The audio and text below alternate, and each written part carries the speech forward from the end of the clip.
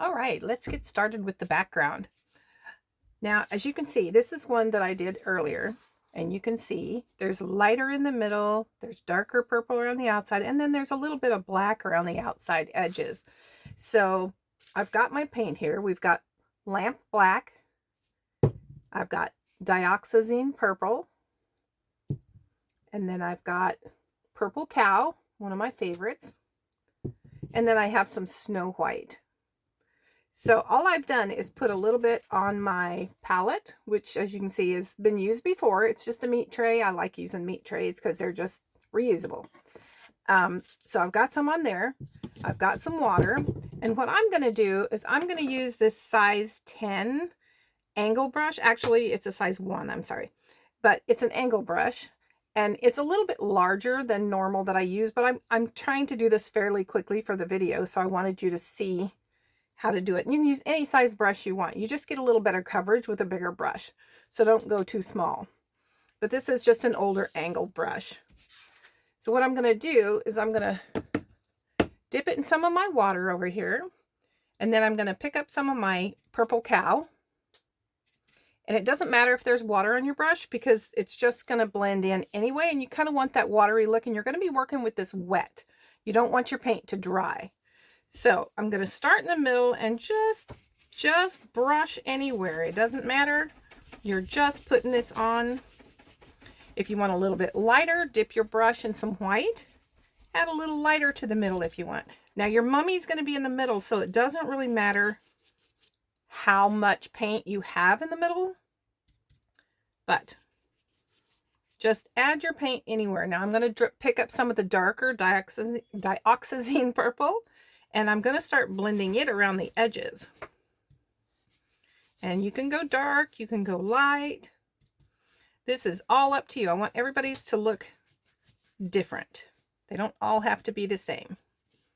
And you can see I'm bringing some of that into the middle, just here and there. And the same over here. If you need to put more water on your brush, go for it. I'm going to add a little bit more on mine. And then more of the purple. And just lightly with your brush so that you can kind of feather it out a little bit. This is where it gets tricky because your paper wants to move. And just kind of go all over the place. Now I'm going to go back in and pick up some of that dark purple, add it to the edges. I want my edges to look fairly dark. Now, if you get too much paint, you're going to start blending everything with everything. So just kind of lightly go back over it. You can let this dry a little bit if you want, and then come back and add more. I'm just going to keep working on it. Add some more dark purple. I'm even going to touch a little bit of that lamp black. I'm going to walk some of it off my brush because I don't want it too thick or too dark. And I'm going to put it around some of these corners and kind of blend it in with this other purple. As you can see, it's starting to walk around there. Same down here, a little bit. Get some more of that purple in there. And just kind of, I don't know where that came from. And just kind of move it around. If you don't like the way it looks, you can always paint over it. That's a nice thing about acrylics. You don't have to worry too much about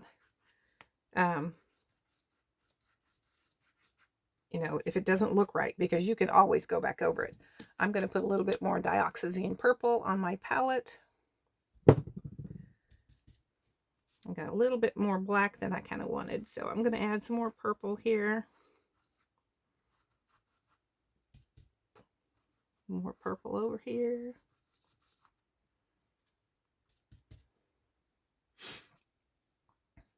I'm kind of holding on to it with my fingernails so that I'm not getting my fingers all over in this paint.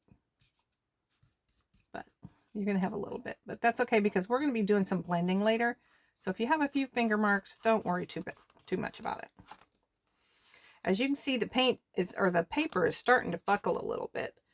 We're going to fix that in a minute. Okay, so I'm going to let this dry. You can see it looks different than the other one, but that's okay. That's what we want. We want everything to look different. You don't have to be exactly alike mine. Okay, so I'm going to let this dry and then we're going to come back. Okay? Okay, so here we go. We're back and it's pretty much dry. There's a little wet around the edges. I went ahead and put my design on there. I don't know if you can see it, but I went ahead and used a white graphite paper to put my design on. And you can see I added a little bit more lighter colors here and there. I thought I'd lighten it up a little bit around the lettering because the lettering is going to be black. So I needed something a little bit lighter underneath there. But so let yours dry and then go ahead and put your design on it. And then we're going to get started with the fun stuff. All right? Be right back. Okay, we're back. So the first thing we're going to do is we're going to do the mummy. And I have chosen bleached sand in antique white to use for the mummy. So we're going to get started on him. And I'm just going to start base coating and getting that going. So put a little bleach white, turn my palette around. Now, I hope you had fun with your background. They're not real picky, and just don't let your background overwhelm you, and don't let it take you forever to get it perfect, because you're not going to see a whole lot of the background anyway once you get this done. And so you don't want to take a whole lot of time with your background. Don't let it just overwhelm you. I have a bunch of brushes sitting here. Now these, my angle brushes, I have a, let's see, this is a half, the 3/8, and then I also have a 1/4 here that I plan on using. Probably not so much the half because it's a little big. But I also have a little teeny 1/2 or I can't even read it, 1/3 inch angle brush, which I might use for some tiny areas, maybe the eyeballs. But for the most part, I'll probably use the 3/8 and this 1/4 inch angle brush for it. I like angle brushes because I can get into the corners and I can do edges with them. So to me, the angle brush is a little bit easier. Makes my life easier. And I'm actually going to start with the smaller brush, which is the 1/4. And we're just going to start base coating here. Dip your brush in a little bit of water. Grab you some paint. Get some of it off of there if you got too much. And just start base coating this mummy. And you don't have to be, as you can see, it almost looks like it's floated on because I have some water on my brush. And that's okay, because you can go back in. We're going to be highlighting and shading, and we're going to be going over this again anyway. So don't worry about it. Just do what you want to do here.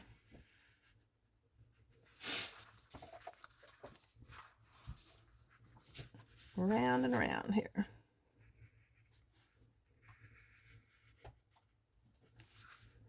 And if you get some bumps and lumps in there, don't worry about it because it's a mummy. He can be that way.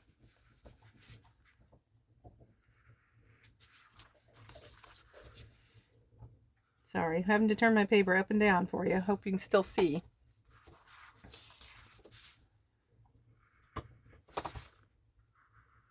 Around the eyes. Like I said, I'm going to go back in and fill this in, so I'm not worried about the middle part of this. I'm just trying to get the outline of my mummy on here.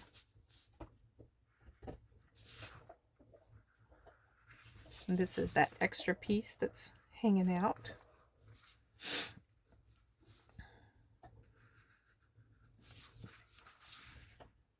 I haven't had to get much paint because I had some water on my brush and it's kind of moving it around for me, so I haven't really had to get a whole lot of paint on here. Now the eyes are right here, so I'm just going to go around the eye.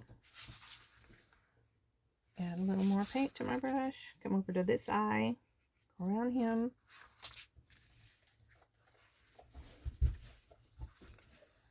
And then I'm going to go around this one.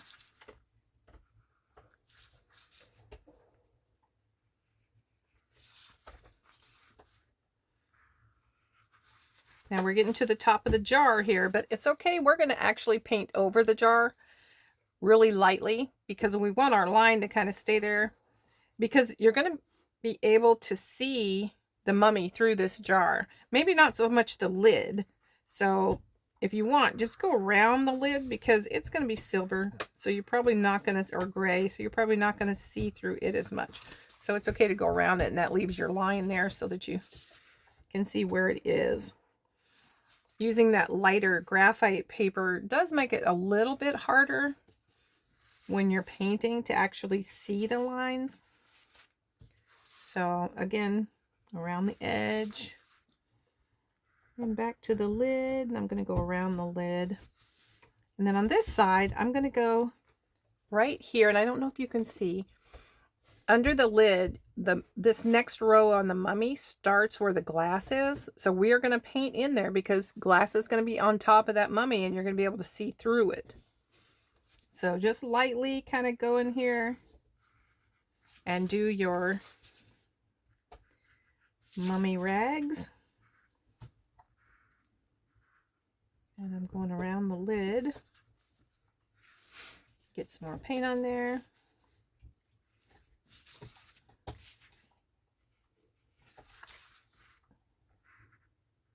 Now we're coming to the hand here, so we'll go around the hand for now.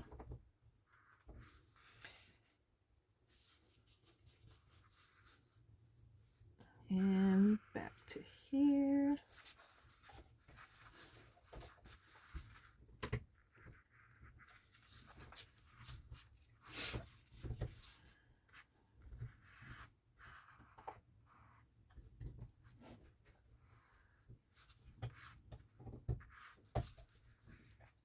Okay, I'm going to get a little water on my brush.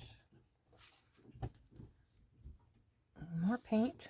I want this part of the mummy where it's showing through the glass to be pretty transparent.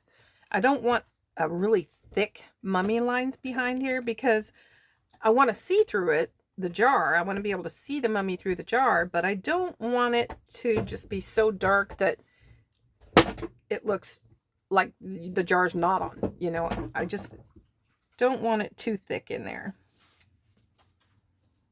Okay, and I'm gonna, this is his hand here, and I'm gonna avoid that for the moment and just do the other piece of the mummy. He's got some more pieces, and this is where it kind of gets a little near the edge, and you don't have to go all the way to the edge because you're going to be putting kind of a frame around this, so it doesn't have to go right to the edge, but I just want the mummy fabric in there. I'm going around his arm basically because the arm is going to it's going to be on top of the jar. So you're not going to see through the jar where his hand is. Okay, another one over here, and this one we're going to bring in really lightly.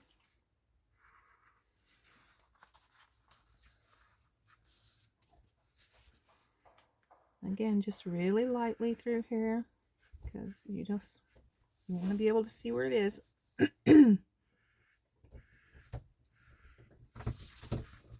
think I'm going to put some more water on my brush so that'll thin it out a little bit.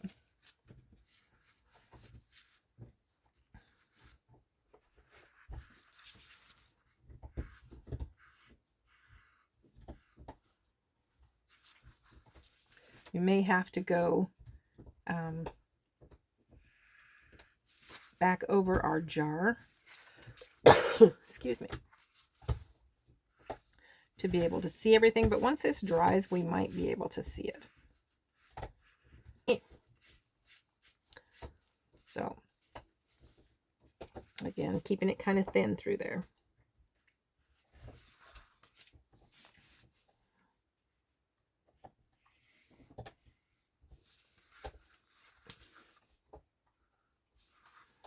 Then our mummy kind of fades out through here. We're just going to lightly do that. Okay, so basically we have the beginnings of our mummy on here, if you can see this. And like I said, it's real light, it's real thin, no problem. You want to be able to see through it right now. So our jar did get a little bit covered up, but you can still see, I don't know if you can in the camera, but you can still see the eyeballs in the jar. So I think we're okay on that. And I'm not going to make that any darker because I want to be able to paint over it anyway. All right. So pretty much that's him. I've got to do some more right in here.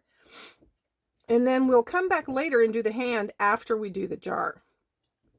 So if any of you are doing this kind of on your own at home, wait and do this hand for the mummy after we do the jar. I'm going to add some water to my brush. I'm working with kind of a thin paint this time, not really a thick paint. And we are going to highlight these and go over them. And we'll add some shading in these as well. So for right now, we're just putting in a little bit of color. This mummy is kind of layered.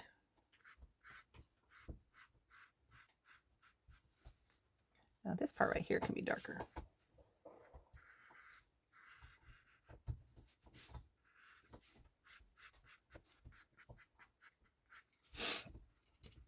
I don't know how many of you paint on paper a lot, but it's pretty fun. I like painting on paper because it dries fast. And don't worry if you go out of your lines a little bit, because we'll probably shade around the mummy anyway. So don't worry about that either. This is a non-worry painting. It's just easy. And remember, anything we mess up, we can fix. That's the nice thing about acrylic painting. It's always fixable. I'm going to darken up this area a little bit.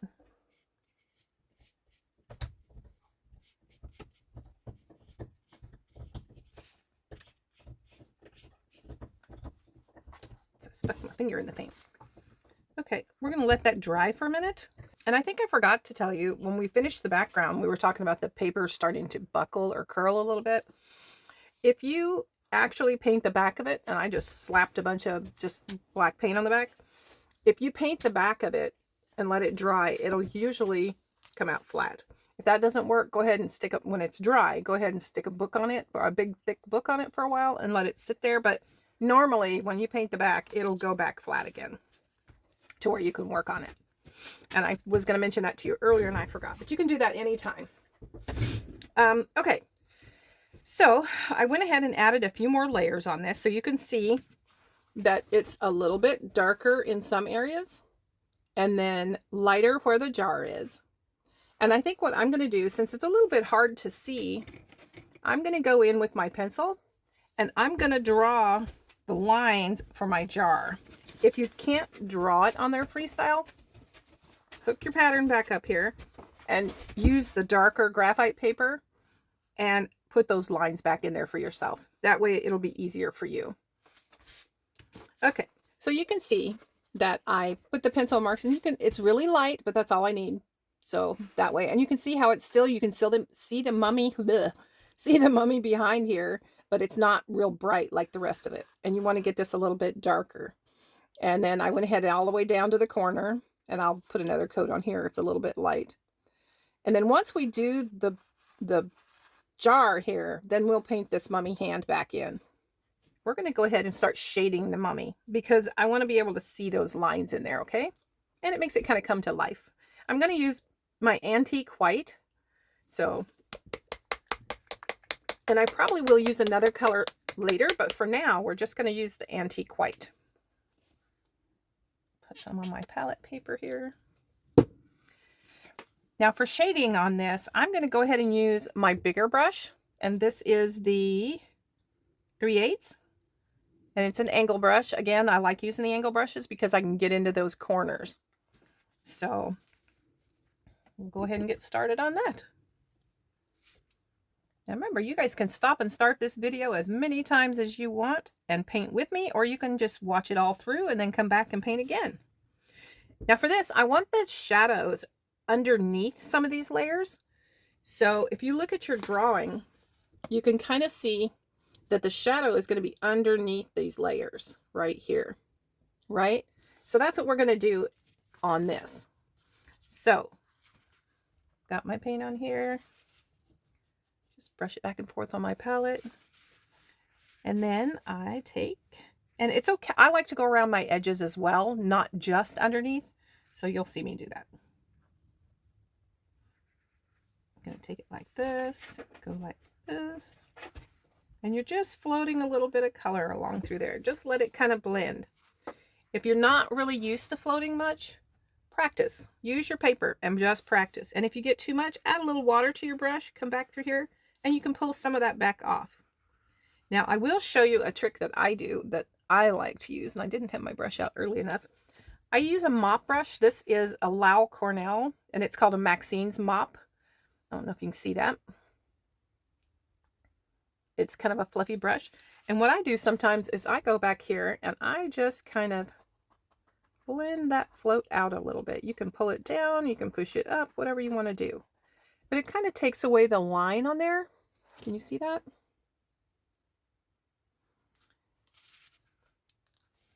And then I just keep going. You kind of have to do that. Sorry, I haven't paintbrushed my mouth. You kind of have to do that when it's wet. Don't wait till it dries to try to use that mop brush. Okay, we're going to go around this one. And up along that side. And again, I'm going to take this mop brush and I'm just going to pounce kind of. And pounce and pull kind of. You don't want to hit the top line of your float. You just want to hit that bottom part where it's edging out. Remember to get your brush wet before you come back, because otherwise you won't have enough water on there. Okay, and again, we're going to go down. And right here is where the eyes are. I'm going to turn it upside down to do the rest of the eyes, but for now I'm just going to go like that. And then I'm going to come around here and get that edge. Okay. And actually, yeah, the eyes are kind of above that, so I'm going to turn this upside down and make sure that line's dry below here so that you're not going to blur it when you go to do this. I just kind of went underneath the eyes, mainly because, as you can see on here, on your pattern, the eyes come above that. So there would be some shading above there. Okay? And I think what I'm going to do as well is I'm going to shade here, because again, the eyes are kind of on top of this. So we're kind of going backwards here. We're going to shade under here and under here.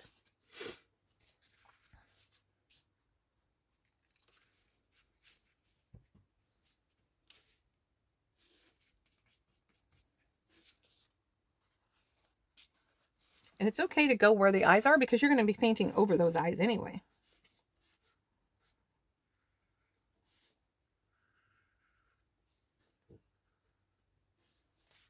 Okay.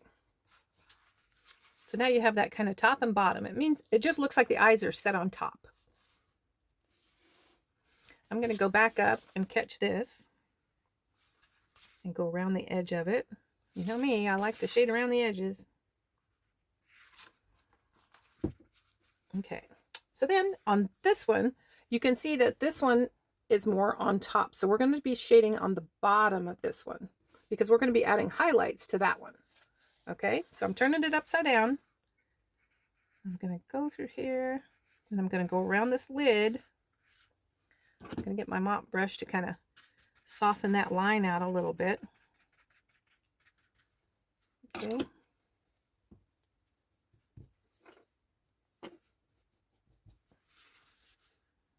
Go around my lid, around my jar, and then I'm coming up there. Okay, can you see that? So just go around the rest of your mummy and even do the shading through the jar, because you're going to see a little shading through the jar, right? All right, so we'll just continue on and do our shading around the mummy.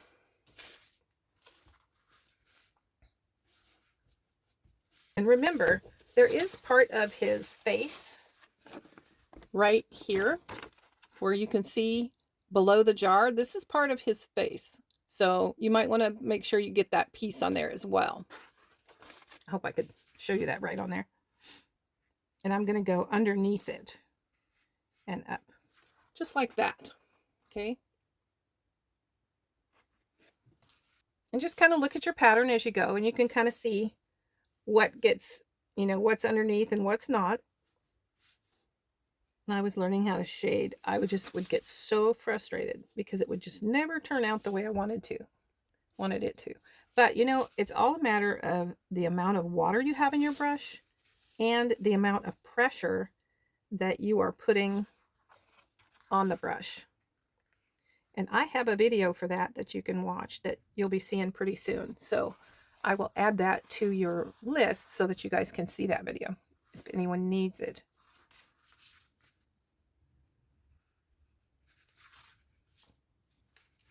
Okay, I'm going to go back up here to the top, and I'm just going to go around this one just because I want to.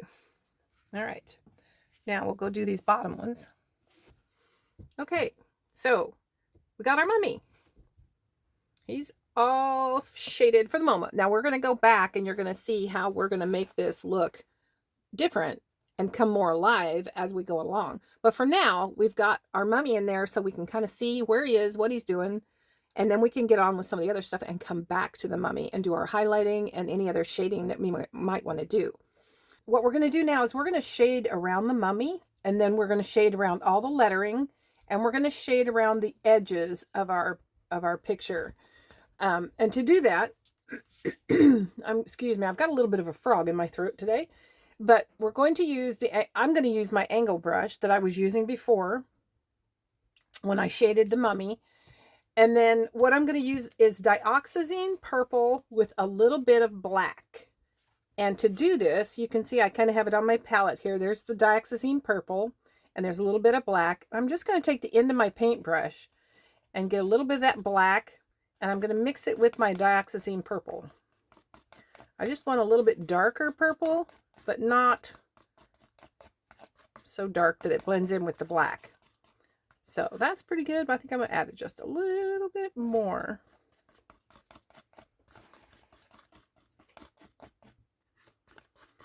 And once you get that color,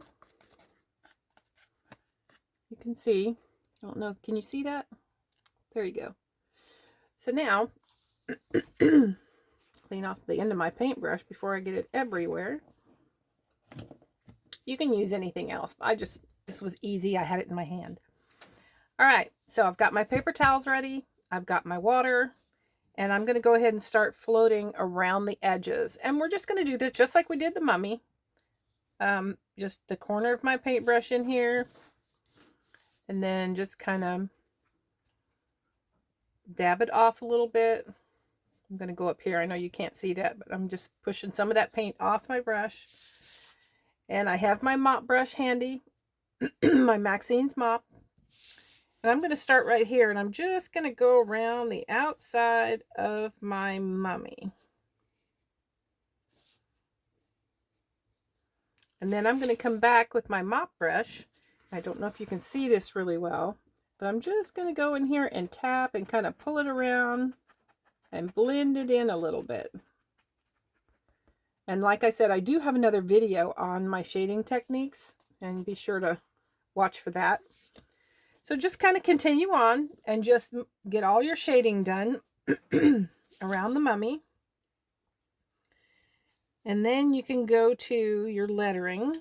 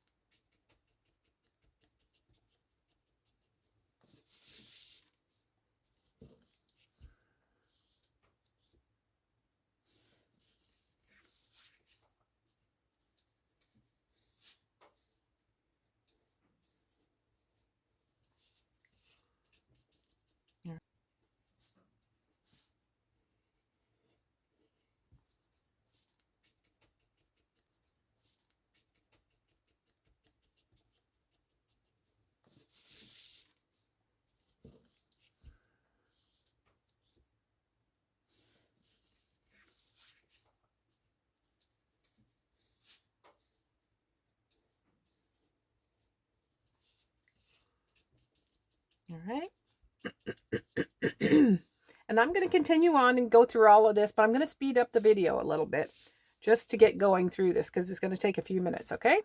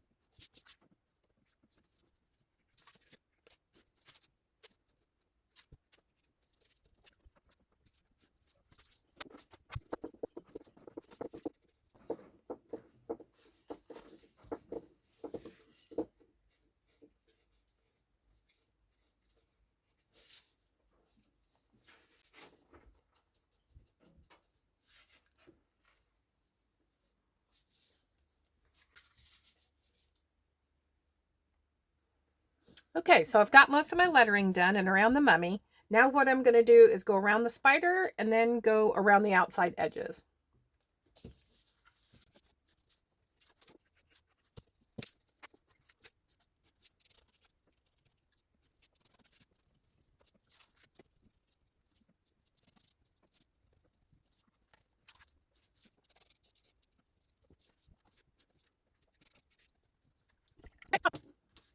We've got our mummy done. I'm going to bring this up so you can see it a little better. We went around the outside edges, around all the lettering, around the spider. So you've got a little bit of a framed shading in there. We're going to let this dry for a minute. And next, I want you to go ahead and do your spider web. I'm going to go ahead and do mine. I'll probably pencil it in and then just put a light, with my liner brush, put a light thin coat of white on it. So we'll do the spider web next once this is dry. All right, so mine's dry, and I went ahead and drew my spider web in with a white colored pencil. You can kind of see it there in the corner. I drew that in, so I'm just going to go over it now with my liner brush and thinned white, really thin white, not runny, but just thinned out so that it moves smoothly with the liner brush.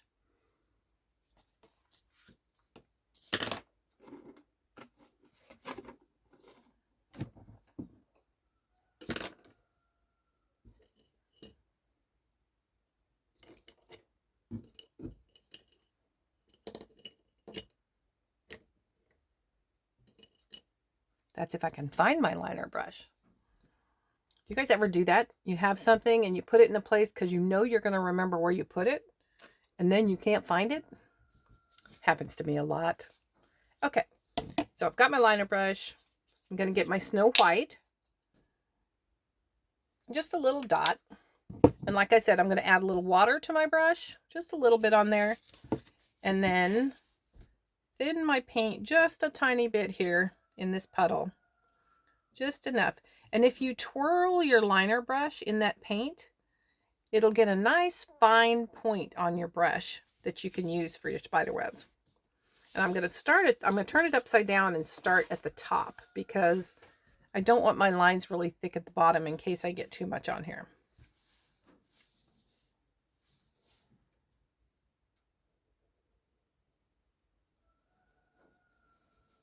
And you guys know, if you've ever seen me paint before, that I am not a liner girl.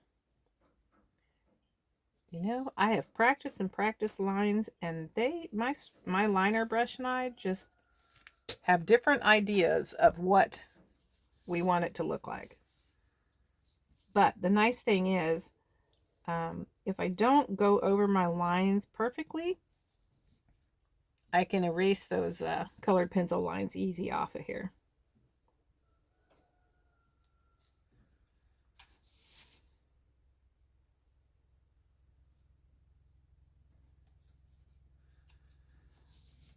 Okay, so as you can see, it's just really light. I don't have a lot of paint on my brush.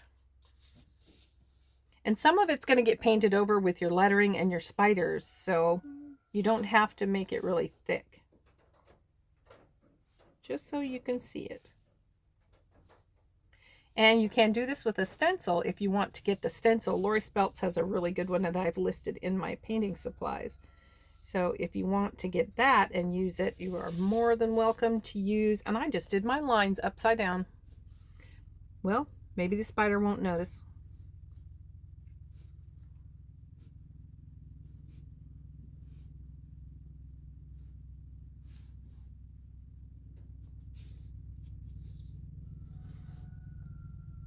Oops, got a little thicker on that one.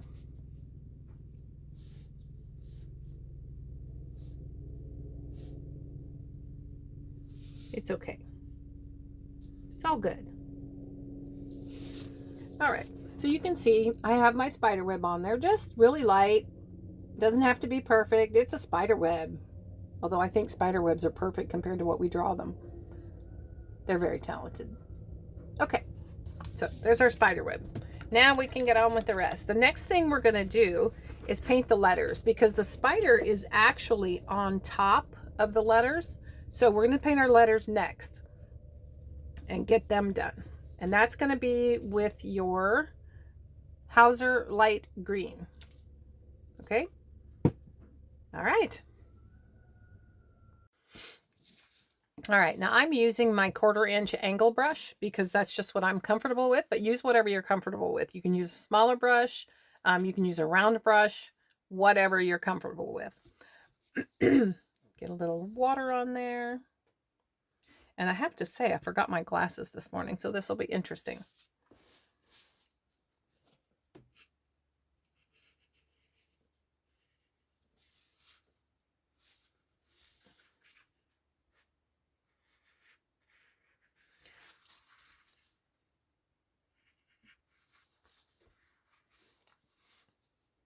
And I'm kind of painting mine almost like I would be floating the edges.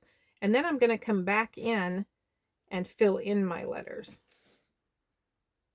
But you can go ahead and fill the entire thing with your round brush or your other brush, whatever you want to do. But I just figured this would be easy for me.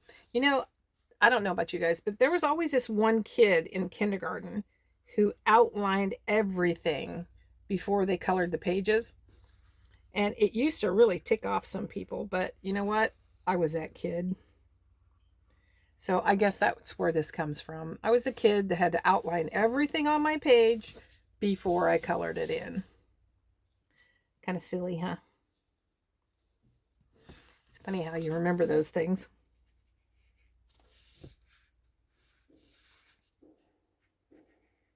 You'll have to let me know in the comments if you were one of those kids too.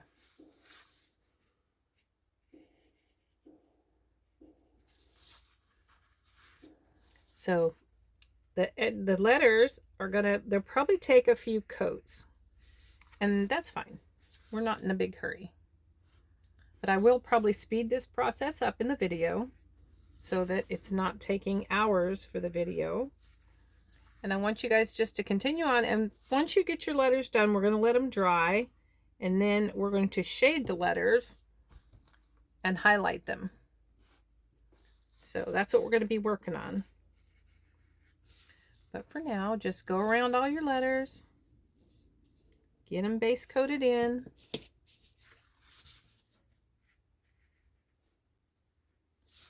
And you're going to be shading around these letters. So if you go into, blend it kind of into one of the other letters, it's okay because you're going to shade around it and differentiate those anyway as we go.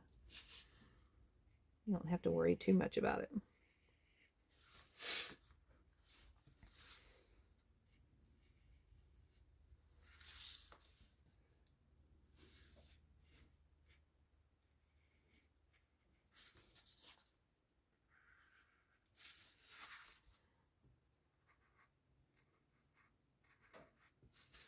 And as I paint, I like to paint what's on the bottom and work my way up. Some people paint like one item at a time and then go on from there. But I like to look at it more with perspective and paint what's behind first. Now the mummy we did early, but I wanted to do him ahead of time anyway. But the letters are behind the spider, so the spider's going to come next after the letters. The spider web is behind everything, so it, of course, came before the letters, and, of course, your background. And it's just an easier way to paint, just because that's the natural way of things. It's all perspective. When you learn to draw, that's how you learn to draw as well.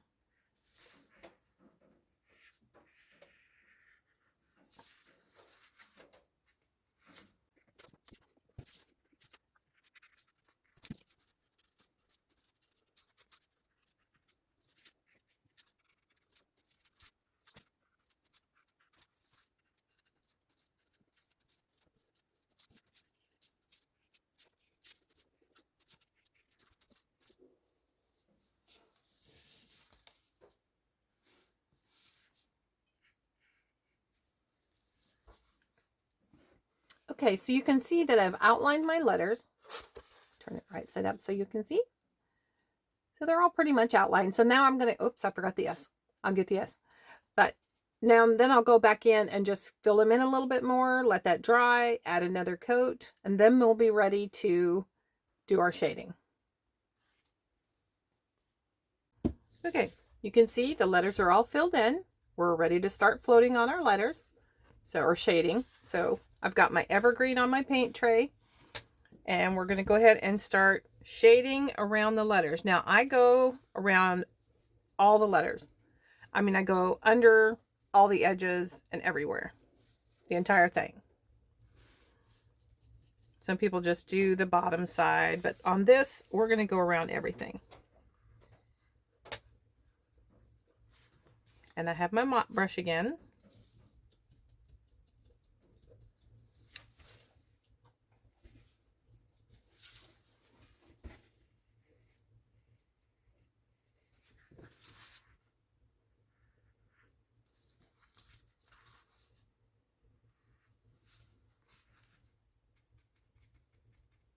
Notice I only have paint on the very tip of my brush when I do this. And I'm not using a whole lot of paint on the tip of my brush, just the very, very end. I don't know if you can see this very well.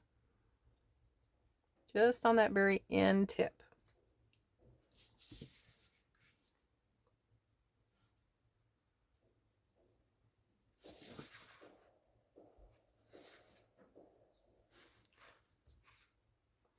My neighbors down the road are building a big shed, and I can hear them out there hammering away. They started at 7 o'clock this morning.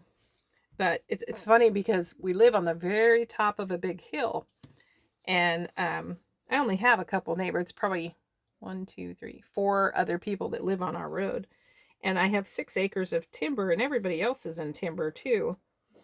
But when anybody does anything, whether it's mowing the grass or hammering or building or anything, it just echoes.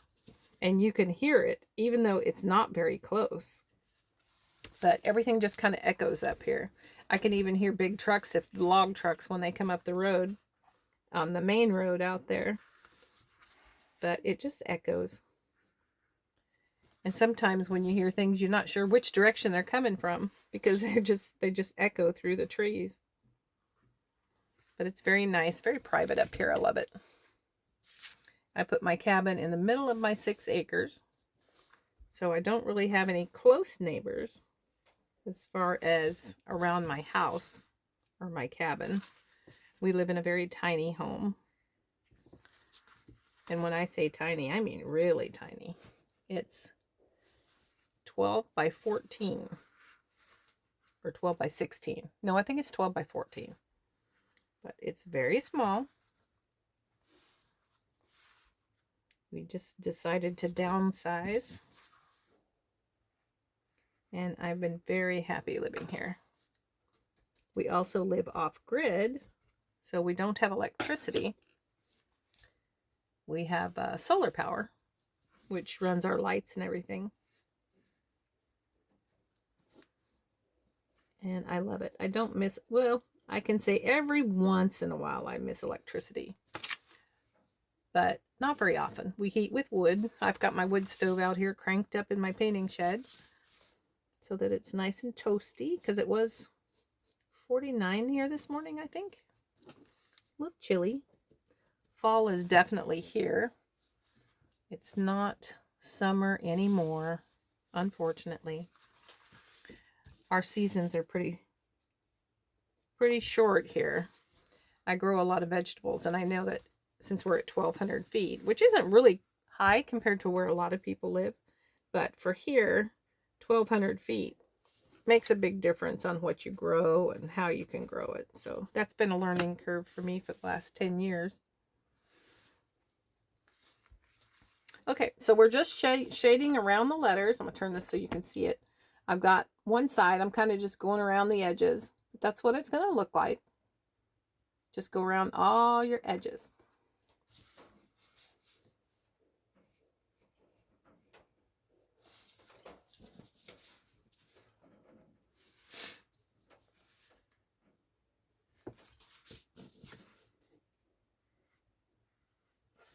I hope the light's okay in here. It's a little dreary out today. We're getting some sprinkles.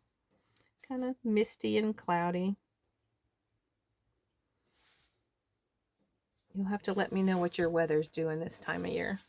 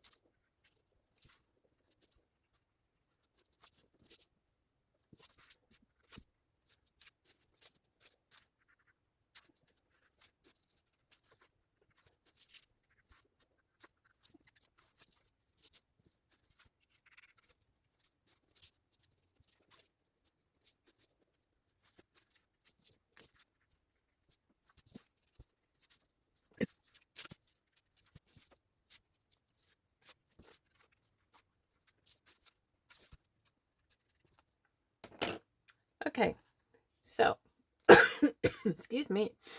So this is pretty much how it looks. Everything's shaded in. Now you have time to go back, and maybe there's a couple spots that aren't dark enough or that you want to add a little bit more to, and just, or if you need to touch up a little bit, go ahead and do that now.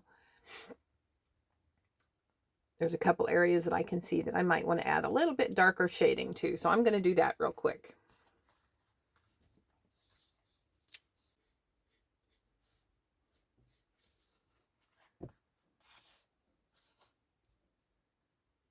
Okay. I think that's pretty good. We're going to leave it at that.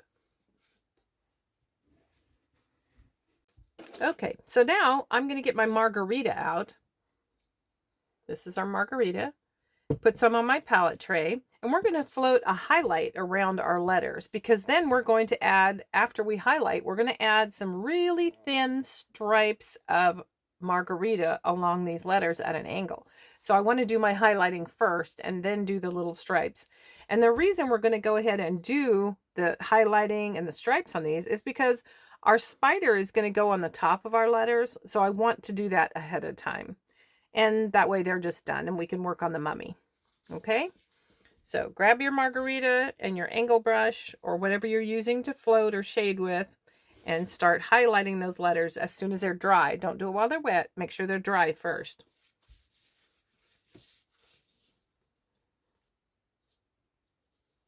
And it might look really bright at first, but when it dries, it's going to lighten up, and you may have to go over those highlights again. And I'm just doing the top of my letters. I'll show you really close up here in just a second. Or places, you know, that I think there should be a highlight on.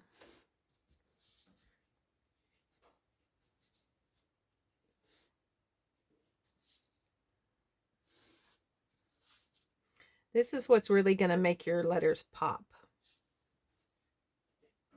I highlighted the Y. I really didn't need to because the spider's going to be on top of it, but that's okay.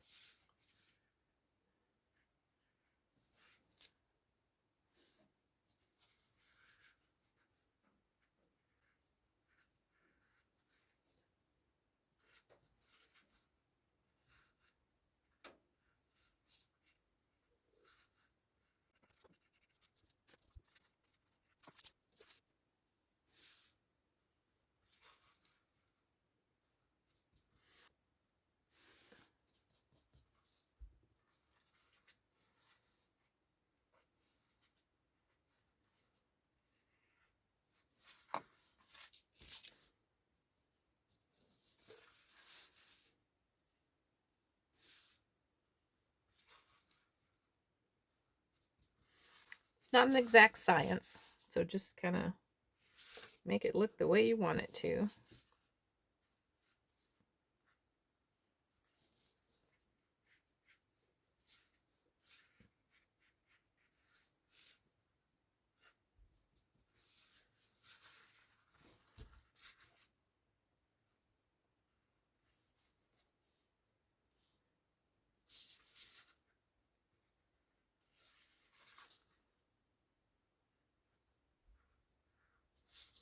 This will also help your letters stand out a little bit more.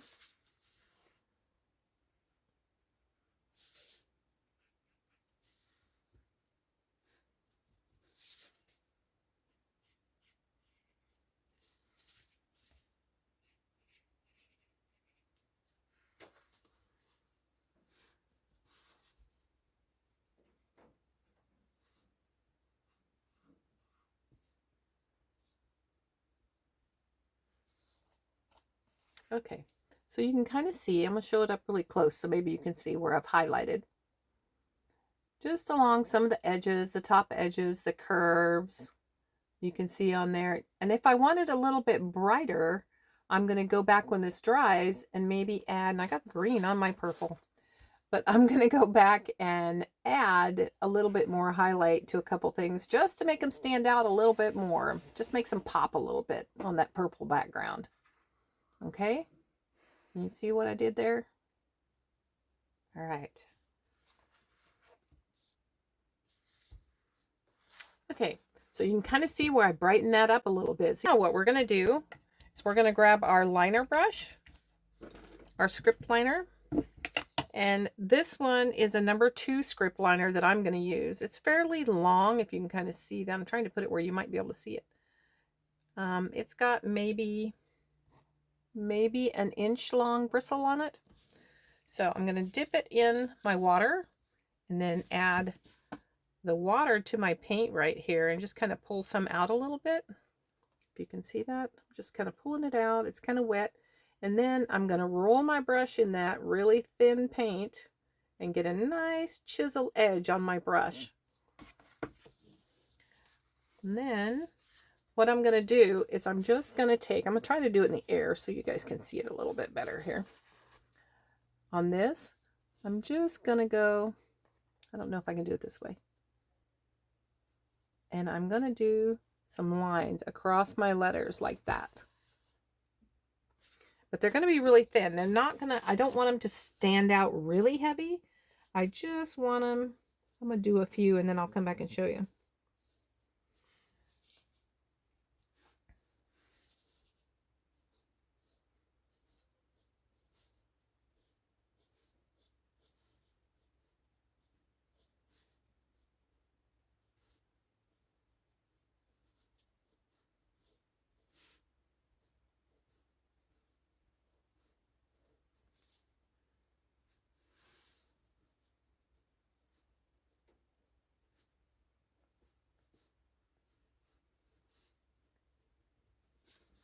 Okay, so I did the freaky. See how those lines are on there? Just kind of, just at an angle, the same angle all the way across. Real thin paint. Doesn't have to be perfect. You know me, nothing's perfect in painting. All right? Okay, you just kind of do that all the way down. So there's your letters. I'm going to turn it sideways there so you can see all of it. But you can see they're all striped and they are ready to go. So now the fun part, next we're going to work on the bubble or the jar. I'm sorry, no bubbles, the jar. And what we're going to do is we're going to base coat these eyeballs first. Okay, so I've tried to change my video angle here. Hopefully it'll be a little bit better this time, a little bit closer. But I went ahead and drew the jar back on here, or traced it back on here with the gray graphite paper so I could see it a little bit better. And now we're ready to start painting our eyeballs. We're going to take some Snow White, put some on our palette tray, and then, sorry, I'm getting reorganized here. And then again, I'm going to use an angle brush to do this because I just like using my angle brush. That was a little big though. I think I'm going to use this small one, which is the 1/8 inch for my eyeballs. I don't know if you can see that. It's pretty tiny. But it's an older brush, but it'll work. Okay. So we've got our Snow White. And I'm going to paint the entire eyeball because it's translucent enough. I'll be able to see the pupils inside there as well. So just start base coating those eyeballs in there.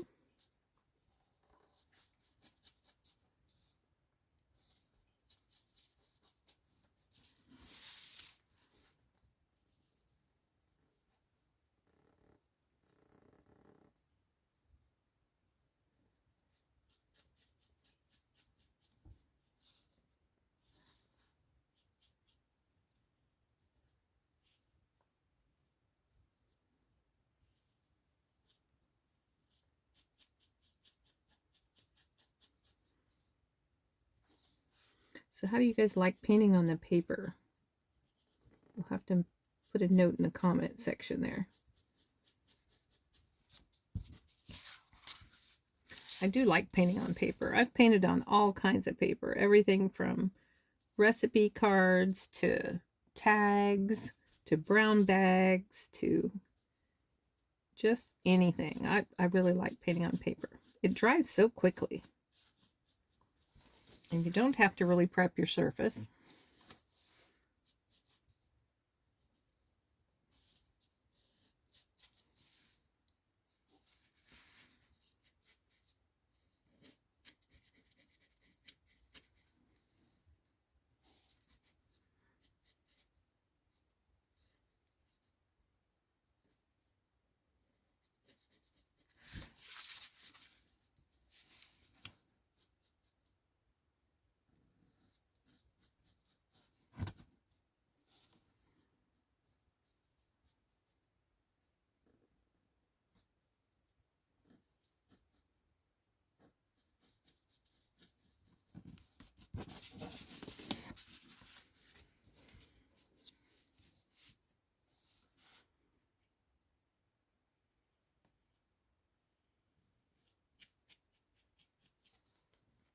as you can see, you can still kind of see your drawing underneath there where the pupils are.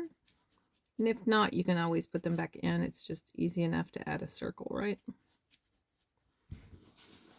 Okay, so I'm going to let that dry for a second. And then we're going to give it another coat.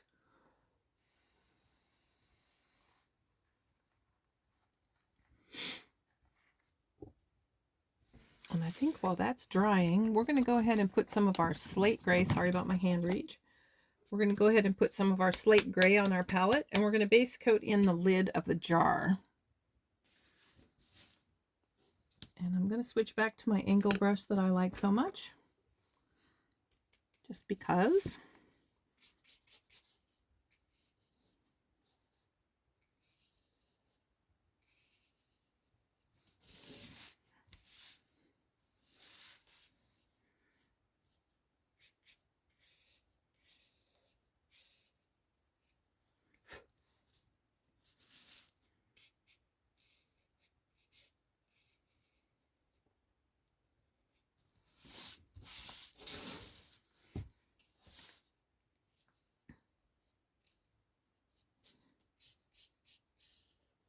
Just kind of base coat that in and let it dry.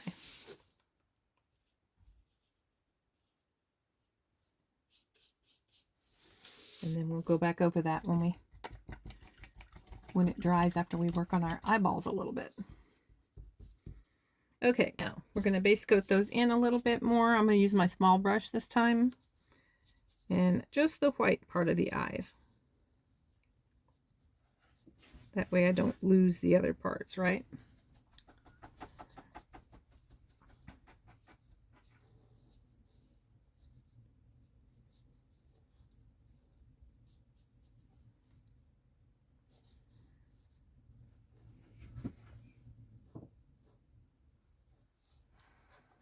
Got a little carried away there.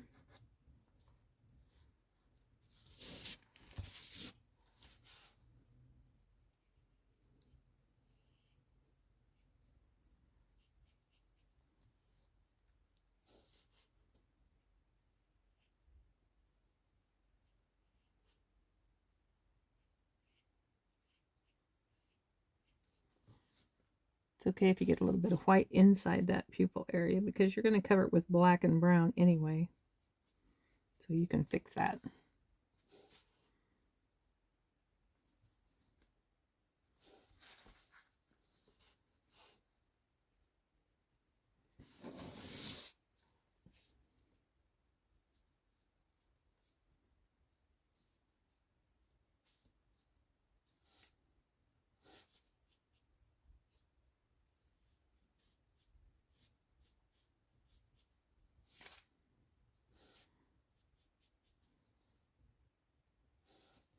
White's a pretty transparent paint, so it takes a little bit of it to coat something.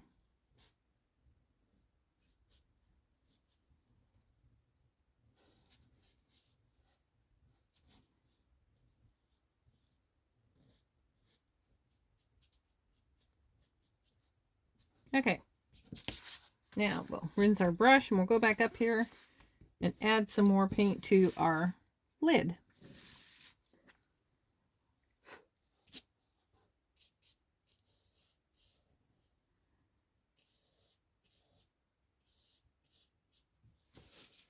And yours is going to be a little darker than mine because I had to switch paints on me. I don't know what happened there, but it's okay. All right, so this is all ready. Now we're going to take our burnt umber and we are going to paint in part of the eyes around the iris area. So there's just a little bit of color. Whoa, that came out fast. And I'm going to use my really small brush for this. Got a lot of brown paint on there. Okay, and I'm just going to go around the outside part. Well, I'll fill it in. It doesn't really matter.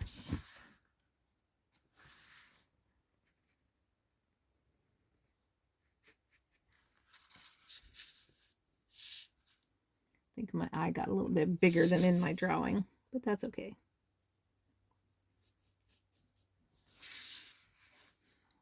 Some people's eyes are bigger than others, right?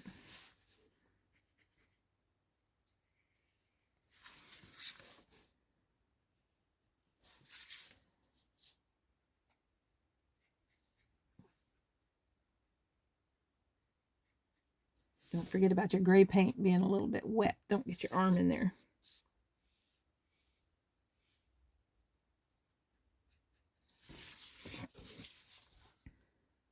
So we're just painting in the iris part of the eye. And as soon as that dries, we're going to add the black to it.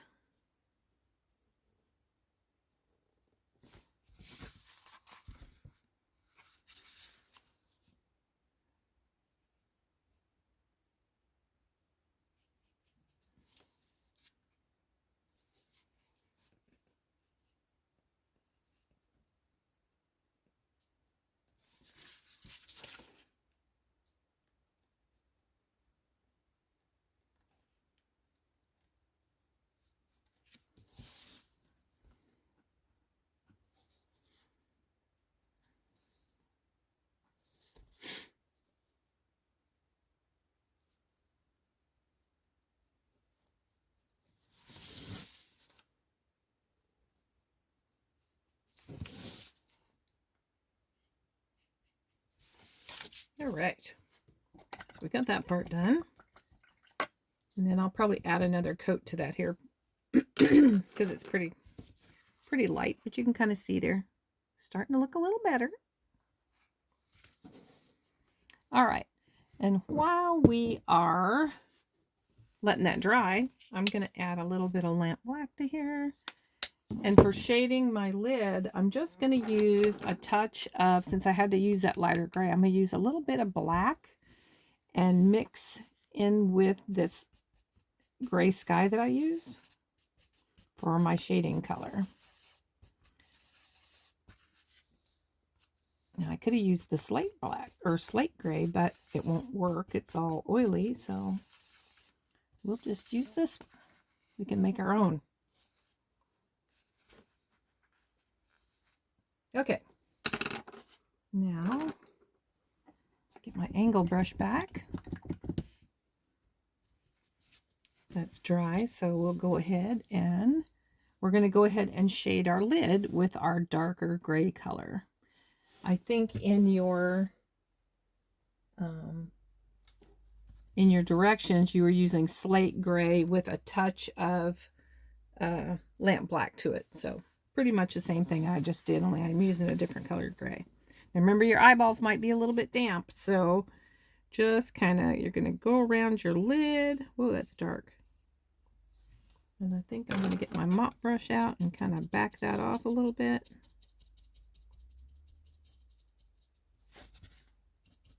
Remember, when you use a mop brush, you want it to be dry.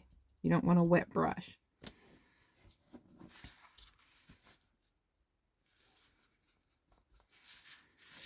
And then don't forget, you have your inner part of your lid is here.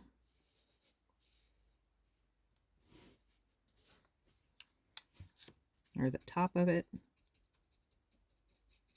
And you may have to wait till that top is dry before you do it, although it worked out okay.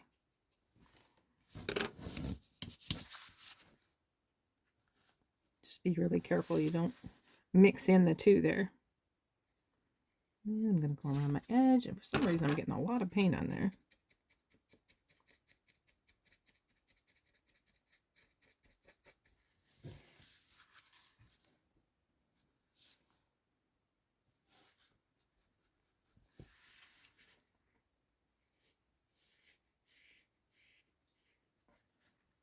Go around the bottom edge of your jar.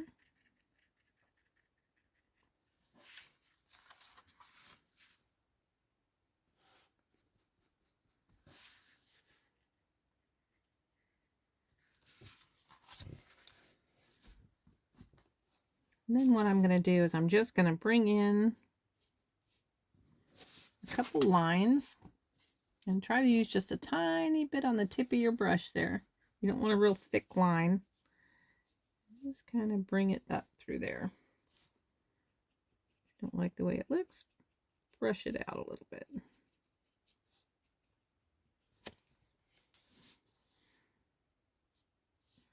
To make things interesting, we'll do one that's a little bit longer on the other side.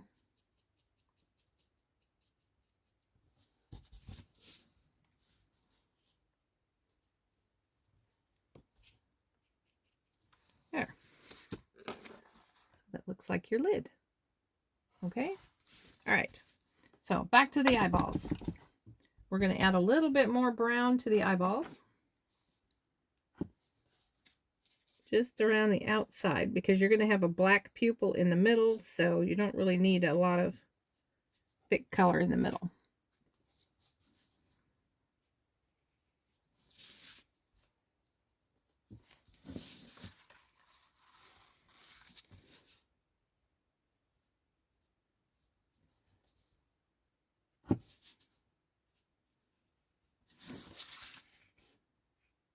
You just want a little bit more brown there to show up.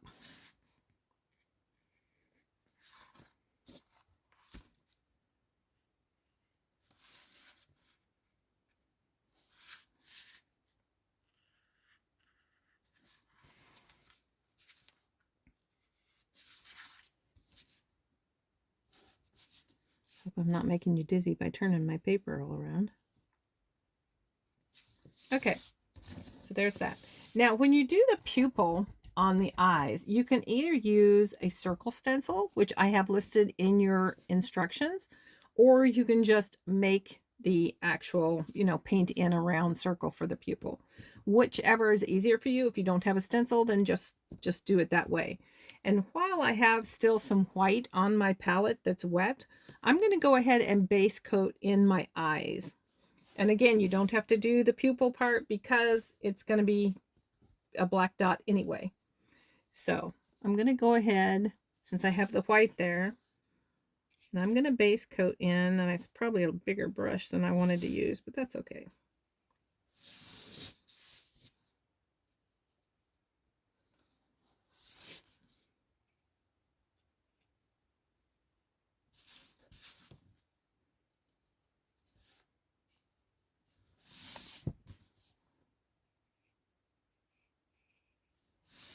And we're just doing those white, Snow White.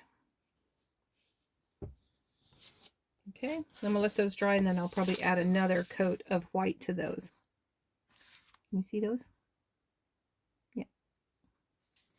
Okay.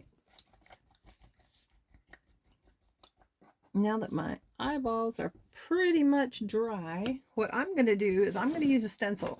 And I have it listed up above for you, but this is just a Laurie Speltz stencil. And this one is BCS 224. And it's just a circle stencil. But I'm going to use this for my eyeballs just to save a little bit of time here. Sorry about the reach again. And I have some black on my palette from earlier. And I'm just going to get a dry stencil brush, dab off some of the paint off of it, because you really want to work with stencils dry, not a wet paint on your brush. I'm sure you guys have stenciled before, so just in case you haven't though, you want to mix that in really good and have a fairly dry brush when you go to do your stencil. And I'm going to go ahead and, as you can see, I've used this before because I don't clean my stencils very well. And we're going to get a small piece of paper, and I'm going to put this right above this eyeball so that I don't get black on my jar. And I'm going to put my stencil over the top of that. And then I'm going to stencil that brown dot. Okay, see how I did that? I just put paper up at the edge so that when I did my stencil like that, I can pull that off and it's even with the eyeball itself. You can use tape, you can use paper, whatever you want to use is fine. And I'm going to do the same thing with this one because, see if I can tear a curve here, because I don't want it to be on the mummy on that either. Probably won't work real well, but we'll try it.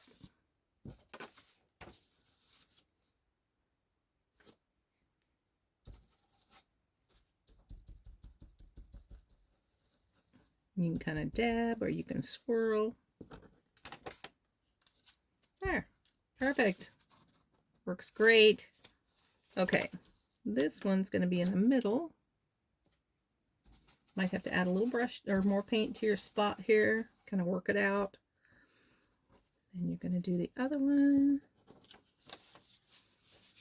And then we're going to do this one. This one looks a little bit smaller, but we just won't have much of a... Oh, you know what? There's a small dot where you put the notebook. I'm going to use that one for this one.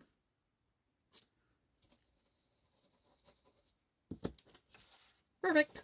All right. This one's a little small too, so I'm going to use that one. I've actually used like cardboard and punched holes in it to use for a dot stencil. You can do them any way you want. Oops, that was my bad. Take a piece of paper towel here and see if I can get that off.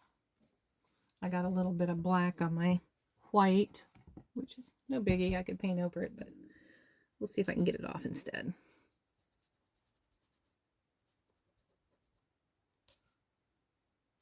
For the most part. Oh yeah, that works. Okay.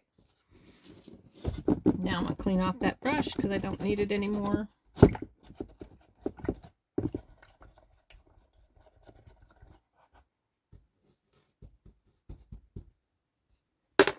Okay, so now that the eyeballs are done, as far as the pupils and the iris and the actual white part, we'll leave those for a minute. And I'm going to add a little bit more white to my mummy's eyes.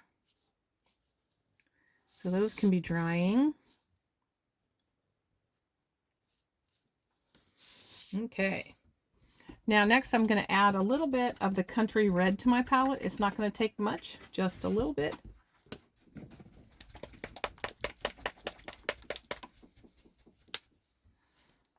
Just a tiny dot. And I'm going to use my script liner brush. Get it wet.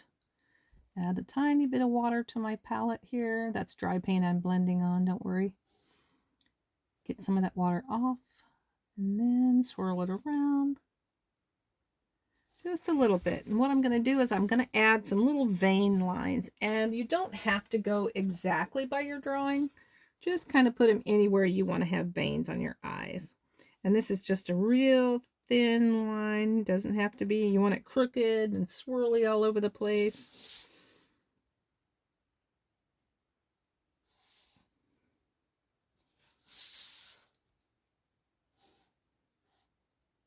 I think I want a little more color. There we go. And just kind of add them here and there.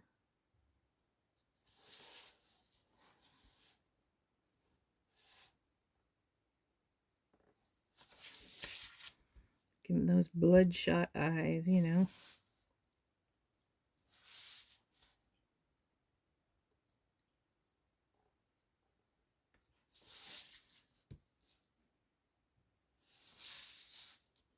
And just kind of all different directions.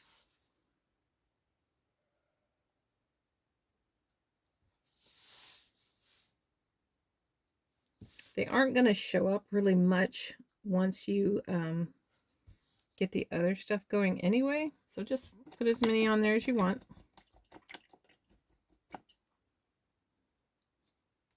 All right, we're going to let that dry. I'm going to add a little bit more white to my eyes again because it seems to be just soaking up the white there.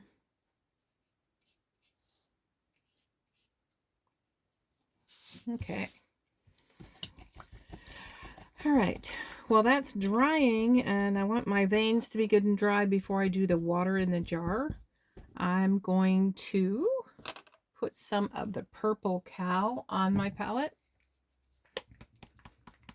And I'm going to pounce that spider in so he can be drying. I've got my Deerfoot stippler here. I love the Deerfoot stipplers. This is a... it's so old, I don't even think I have the size on it anymore. It's not the smallest one. It's kind of the in-between size. As you can see with my hand, it's not real huge. Okay. And you can use anything. You could use a stencil brush. You could use just an old fuzzied out brush if you want. And I'm using it dry. And I'm just going to pounce around my spider up here. Make sure your edges are kind of fuzzy. You want a fuzzy spider.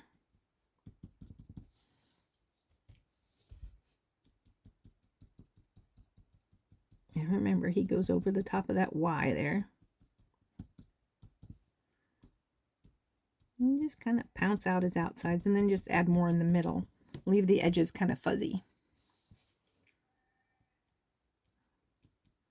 I don't know if you can hear my sheep. They're complaining. I think they want something to eat. Okay, we're going to let that dry, and then we'll probably add some more in the middle because it'll lighten up quite a bit.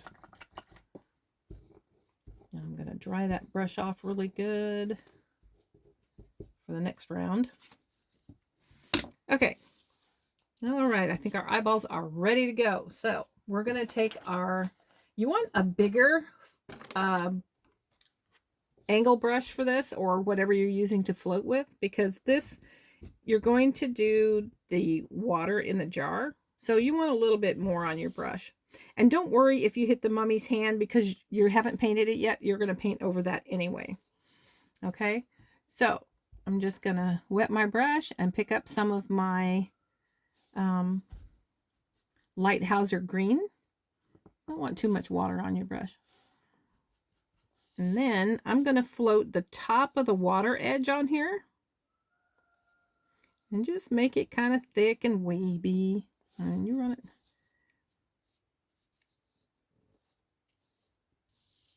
You just kind of go across if you want. That way you know where you are. And then I'm going to get more water on my brush and pick up some of that paint. And I want it really thin. And I'm going to go through here and just add a thin coat of that green across my eyeballs. Because they're in a jar full of green liquid. So that's what you want it to look like. Okay. So it's going to look kind of like that. Can you see that?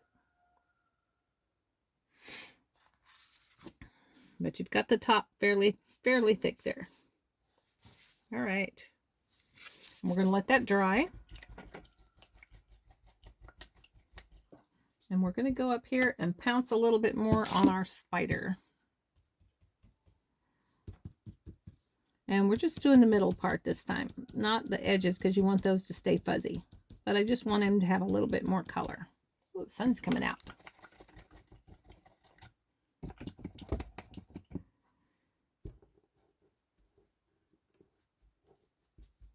All right. And I guess while that's all drying, while we have the white there, we'll go ahead and float a highlight on our jar top. Okay. Just going to float a little bit along the top edge of that jar.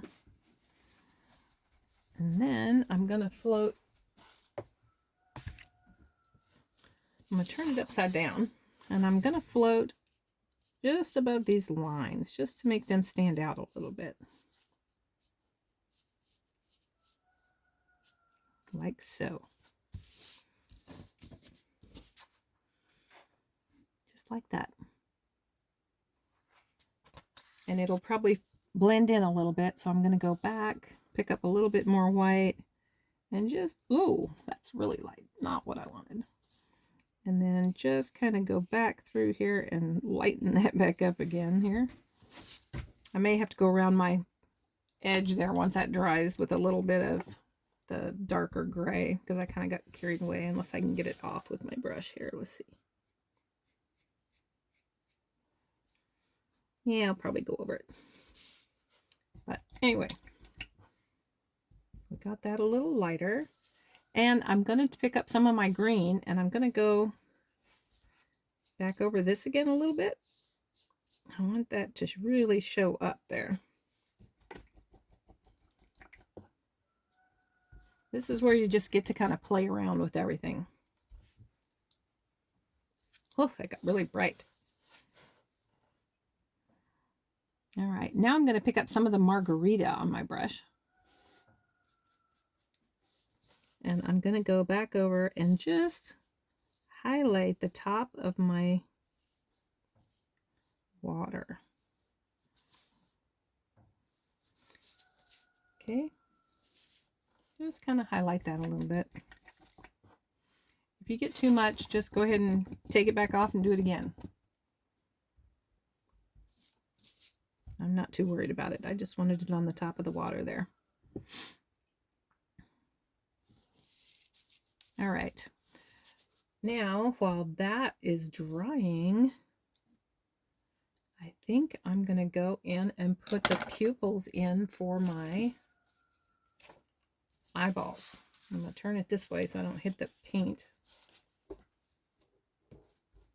I have a different stencil brush since that one's wet. And I'm going to add, I want this one eyeball to overlap. I mean, I don't want it to overlap the other eye. So I'm going to put a piece of paper there and use the big dot.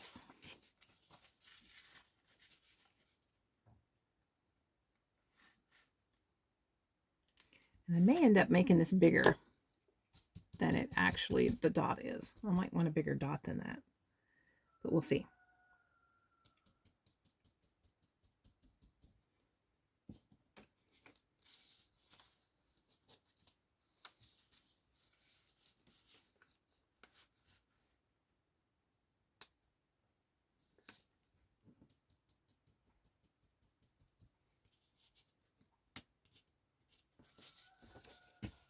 Okay, so he's got some eyes. They look kind of bug-eyed, so I'll probably paint or fill those in a little bit with some black and make them a little bit bigger and hit the edge of the eye more. But that gave me the round look that I wanted anyway. Okay, oops, I think I need a little more lamp black.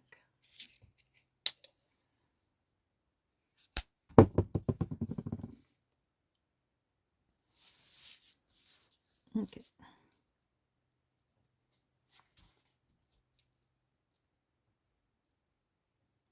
Black is one of the hardest colors for me to paint.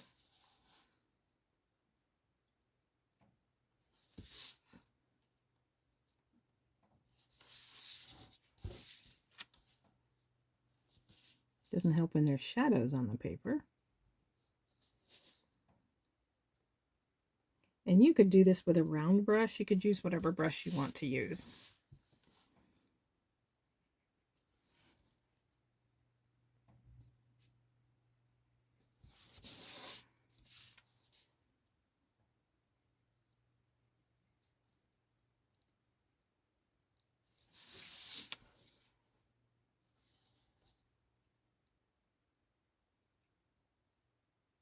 Okay, good enough.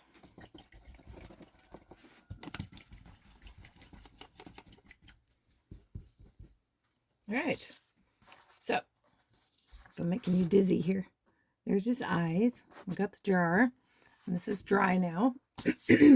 Now what I'm going to do is I'm going to do some bubbles in this jar. I just want a few bubbles. And see if I have another stencil brush. Use this one. I'm going to have to use it a little bit damp because I don't have another one sitting here.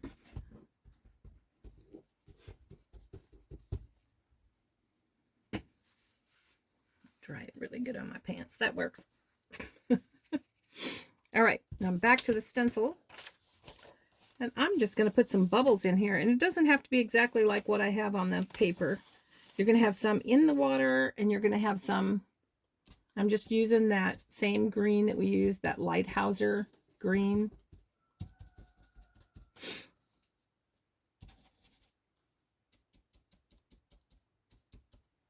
It's a little bit wetter than it should be. It's my fault for cleaning that brush. All right, and then I'm going to put another one up here. Just got the edge of that stencil in a bunch of paint. turn this a little bit. I'm going to put one up here.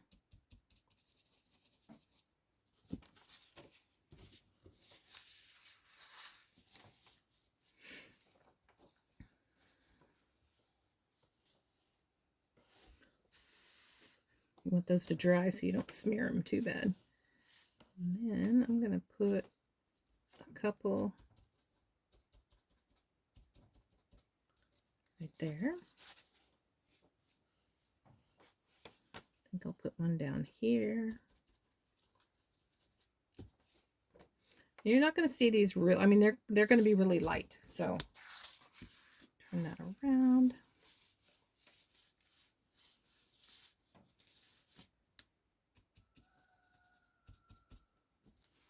One there. Maybe one up here. And I think I'll put another one over here. You think we need another big one? I think so. I'll put one right here. Okay. So we've got our bubbles on there. And then to make our bubbles stand out, what we're going to do is we're going to let those dry, and then we're going to highlight them with some of the green. So while that's drying, I'm going to get my Deerfoot stippler back and get some more of my dioxazine purple.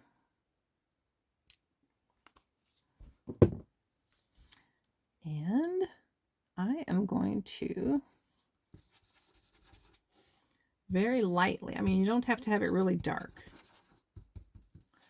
I'm going to stencil, or I'm going to pounce around where his, oh, I want it a little bit darker than that. I'm going to pounce around where his nose is going to be. Okay. Nothing real picky, just kind of pounce around there. All right. Yeah. Okay.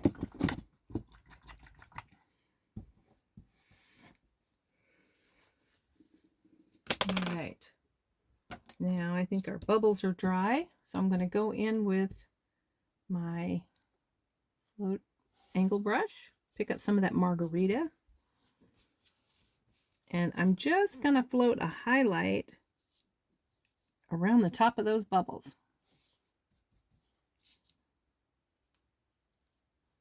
See how that makes them pop out of there? I love highlights. That's that one. And do your little ones too. Don't forget them. Just a tiny bit. It doesn't take much. All right, I know there's more. Maybe not. Okay. Can you see that now? Where that's highlighted on there? It makes the bubbles stand out a little bit. And you can actually add more to those too if you want.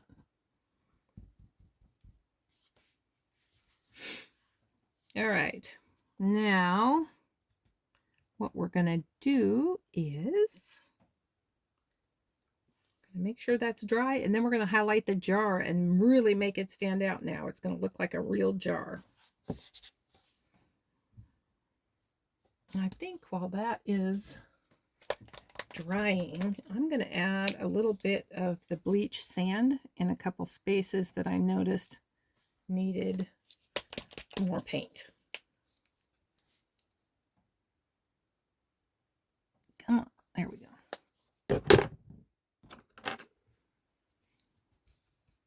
I noticed on the edge over here, it's kind of, we're going to be highlighting this again, or adding more shading to this anyway, so it's okay. More in here. Oop, getting carried away. And I think I'll try to cover up some of this green. Maybe even add a little bit more back behind here. Okay. I just wanted to add a little bit of that color in there that was missing. Okay. All right. Now, you can either use your stencil for the nose on the spider, or you can just put in the paint, you know, paint it in. I'm just going to paint it in. Got my little tiny angle brush here. Pick up some of my lamp black. And it doesn't really matter where you put the nose, just so he has a nose.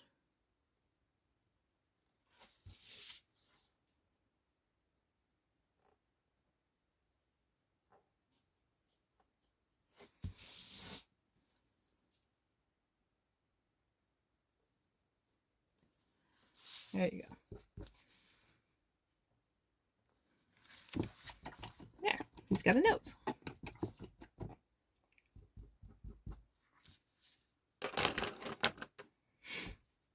Okay, I think all of this is dry, so I am going to start with my jar. I'm going to add a little bit more Snow White just because I want a good amount of paint on here, and I'm afraid that might have dried up a little bit. Okay, grab some water on your brush, and you want a fairly wet brush. I mean, not a lot of water, but you want enough, I don't know if I can show you on here, to where it's going to make a really light float. The lighter the better, because you can always darken it, but it's hard to lighten that after you get it too dark. So what I'm going to do is I'm going to start at the bottom. I'm going to go around the edges of my jar. I've got my paint on my brush. I am just going to float around the edge of that jar all the way up to the top. Okay. It's not real dark right now. I'm being real careful with how much paint. Well, I was. Okay, we're going to go under the lid, even though we know the mummy's hand is there. And then you're going to go down this side of the jar.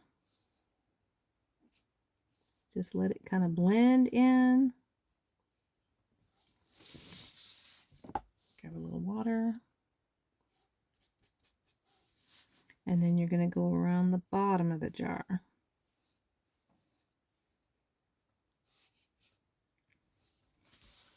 So it's going to look basically like that. Can you see that? I think the sun's really getting in our eyes here. Let's see if I can bring that blind down a little bit. There you go. Is that better? You can see that floated line in there. So now you've got the edges of your jar, and we're going to make those a little bit darker. So we'll do it again, because we really want to show where the edge of that jar is. So don't worry if you're getting it kind of thick on there. And around this side again, just kind of really push down on your paintbrush, and that's going to really push that float out. There. See? That looks better. All right. I'm going to go under the lid again one more time. I'm also going to grab a little bit on here and go back up here. Okay. Now what we're going to do is we're going to add more white on here. Kind of get some of it off. You got to wet brush a little bit. You might want a little less water. And then we're going to go up the side of the jar, just to the inside, and we're going to add a highlight on that jar. And you can start at the bottom. Kind of curve it at the top a little.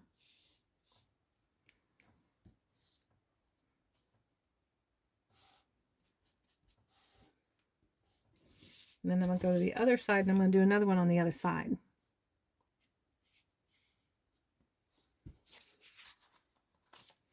Like that. Oh, the sun. It's really getting in my way. Let's see if it shows. I keep getting shadows on there. Can you see that?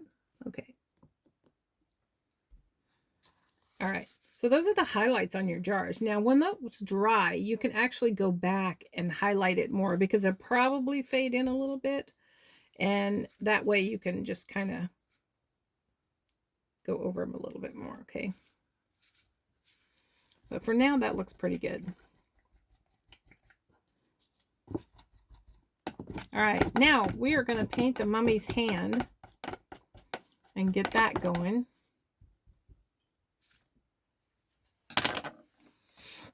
So I've got my bleach sand on there. I think I'm going to try to bring this blind down a little bit and see if that will help with our lighting. Maybe that'll help. Now it's probably too dark.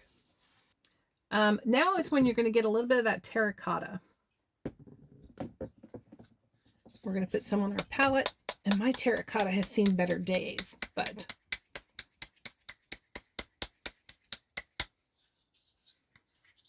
it's probably really gooey and lumpy and nasty, but we'll see what we got. I don't need much of it anyway.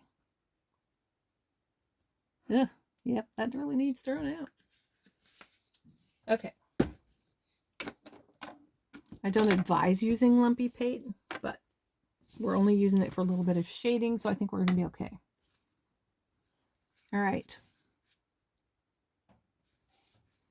Now, you want this pretty thin. Maybe it'll be okay. Because we don't want a whole lot of color, we just want some color. And we're going to go back over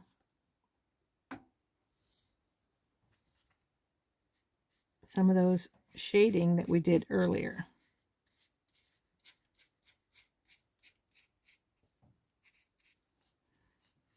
Not a lot, just a little bit.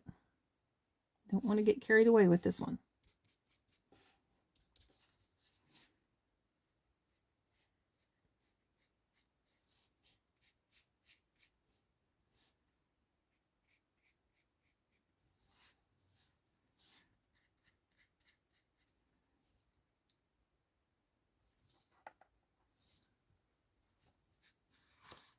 Turning upside down a little bit.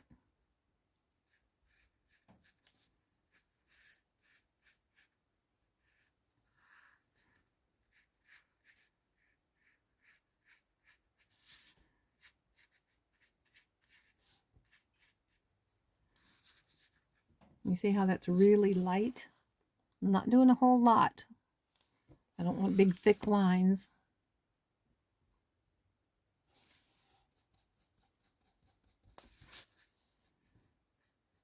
I do want a little bit more in here though.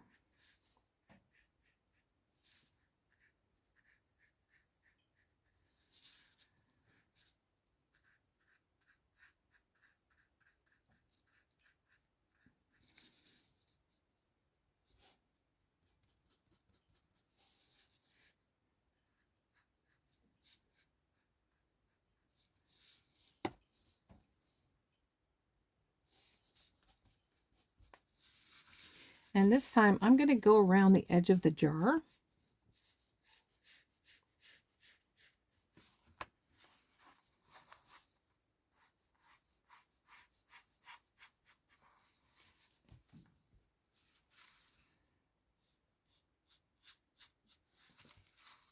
And then we'll also go around the mummy's hand after we get to that point.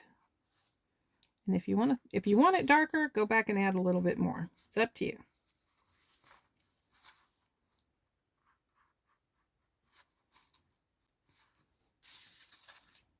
Okay. So before we go any further with that, we're going to go back in here and we're going to grab some of our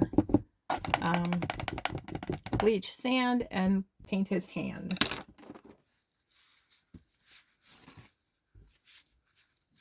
Where did I do it? Here it is.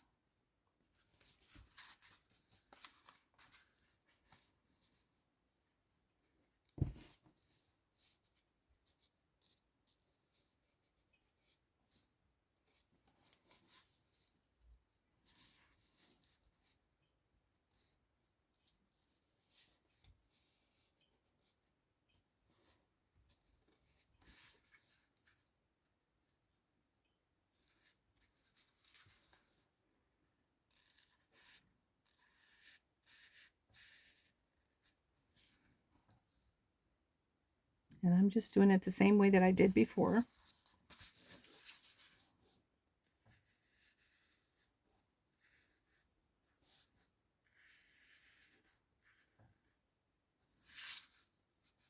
kind of outlining it, and then I'm going to fill it back in. And then you've got this little tags over here left of material.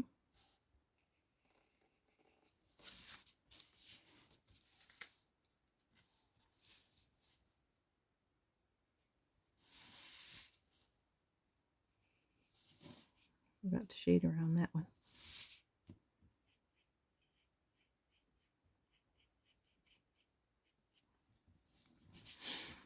Okay, now I'll fill it back in.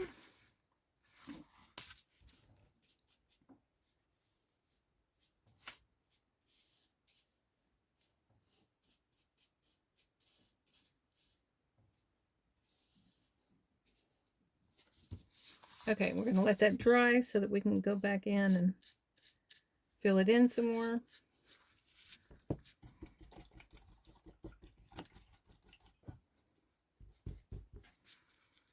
And I think I am going to go back in here and add a little margarita to my water. I just want it to show up a little bit more. Maybe a little bit more on the bubble. Just don't cross over your white lines. Okay.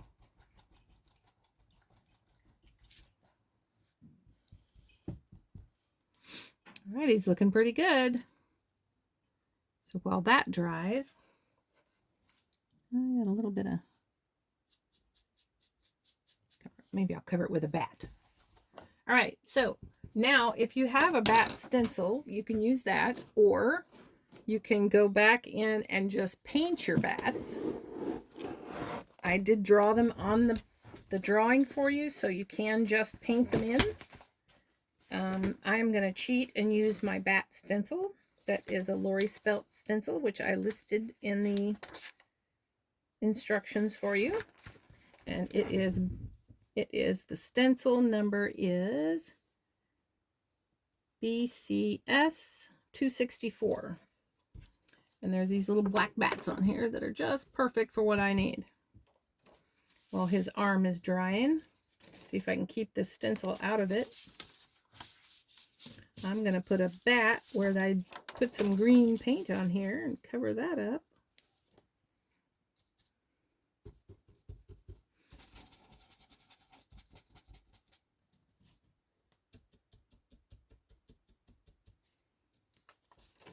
Here's one little bat. And then I'm going to put another one over here.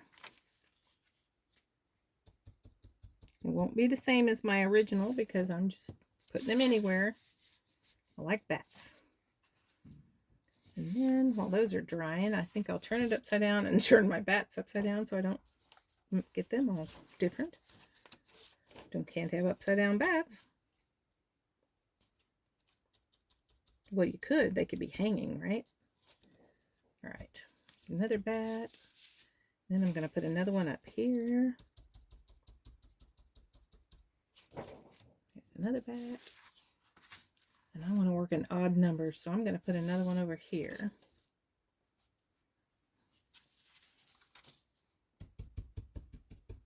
Isn't that what they tell you in interior design? That's always to work in odd numbers.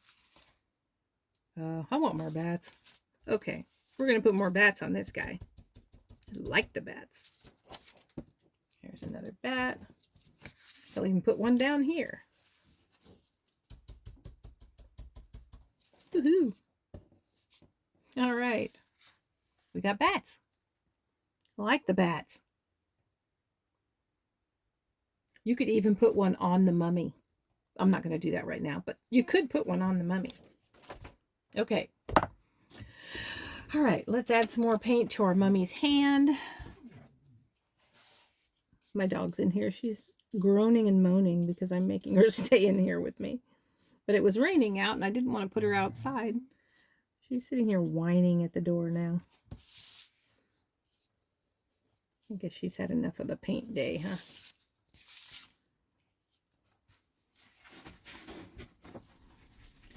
She's a young German Shepherd, and her patience aren't very long.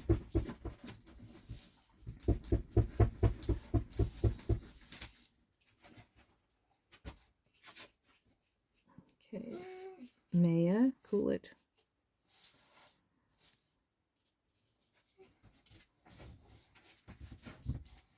All right. It's probably going to need a little bit more. While that's doing that, we're going to go up here and add the legs to our spider using the liner brush. That longer liner brush is probably a good one to use because that way you can get some good legs on there. All right, so we're going to use lamp black. We're going to take that lamp black, not too much water because you want these to be a little bit thicker. And I'm going to do almost like a C stroke where there's a little bit of glob of paint on the end of my brush for the bottom part of his foot, and then bring it up into his body. Oh, I'm getting paint all over me. Okay, so his front leg is going to go, let's see. They don't have to be perfect. Let's do that. A little bit like that. And then the next leg.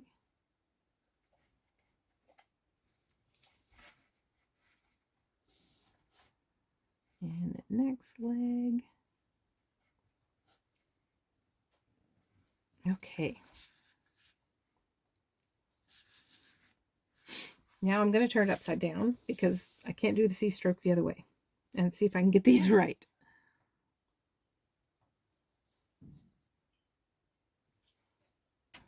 Okay, we're going to have a leg here. It's going to go up and in. Up and in. Up and backwards. I knew I'd do that. Okay, let's take that one off.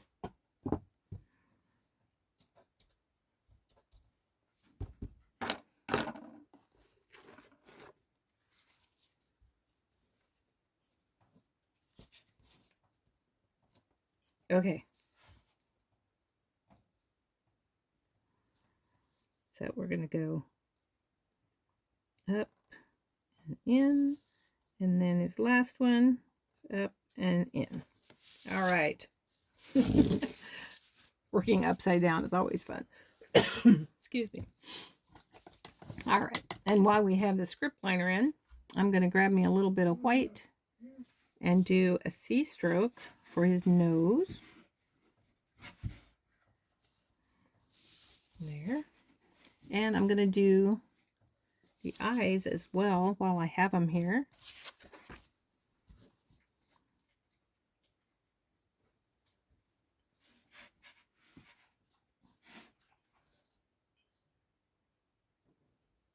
Okay, there.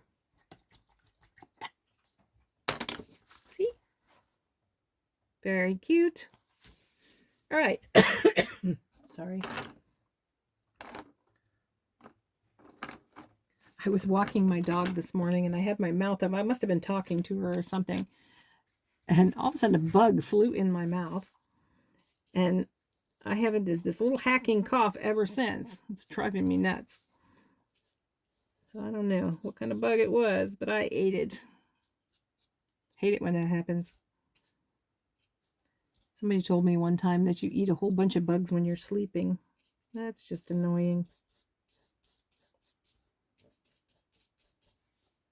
Okay. Now, while the hand is drying, we are going to go through here and we're going to highlight our mummy. Since we have our white out there, get our float or our angle brush again. And again, this is really light. You don't want a thick paint on your brush. You might have a little bit of water on there. I'm going to add a little bit of highlight to the top of my mummy.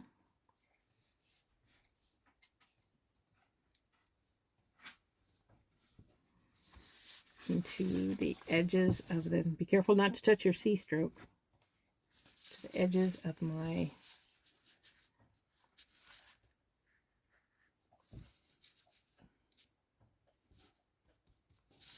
You know, it's funny. I could paint this 3 or 4 times and it would look different every single time. And that's cool. I'll go back in here and highlight these a little more. As you can see, that white just kind of blends in after a little while. Okay, and I want to highlight here because this is right under here.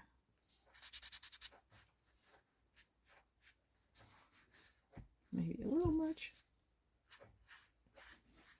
And all I did was put a little bit of water on my brush to pull some of that back off.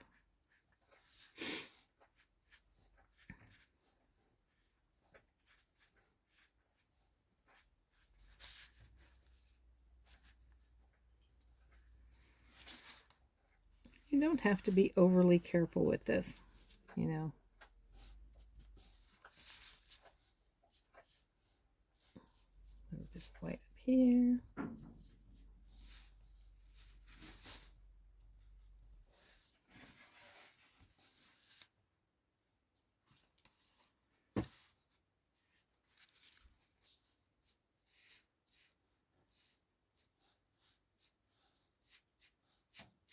And down here, I'm just going to add a little bit just for the heck of it. All right, now I think my hand is pretty much dry, so I'm going to start highlighting it. I need some, there's antique white. I've got some here. Oh, no, I don't.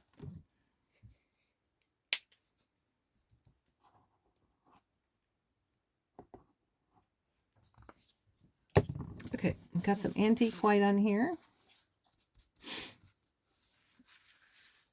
And I'm just going to go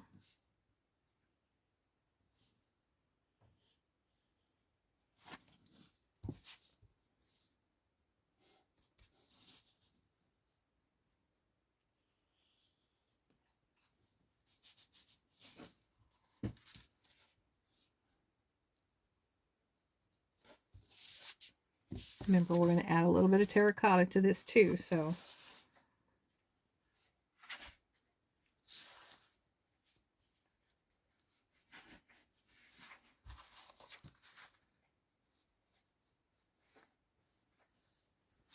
remember where you highlighted, don't stick your hands in it like I just did.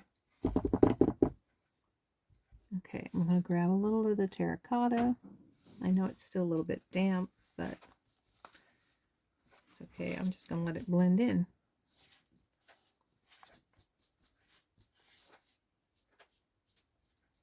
Just really lightly.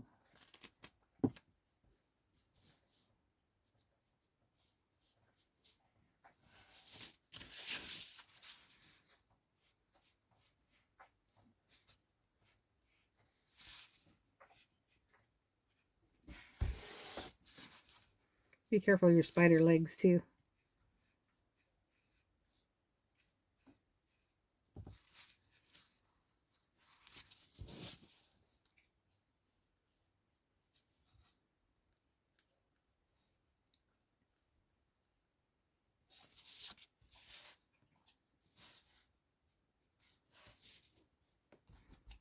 Okay, now I'm going to pick up some white and highlight the hand.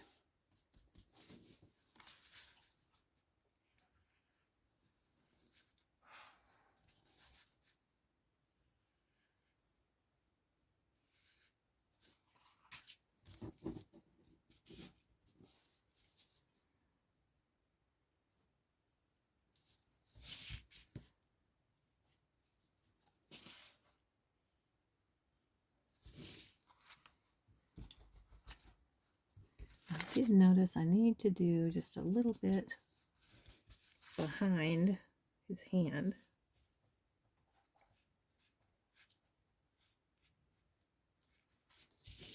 And over here by this jar. I stuck my hand in his foot, but luckily it didn't hurt too much. Okay.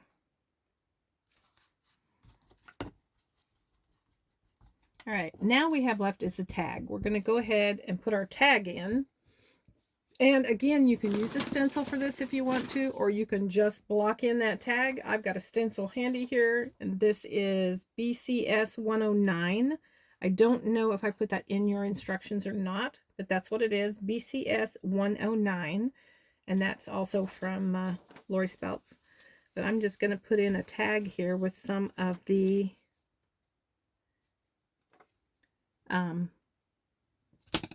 antique white.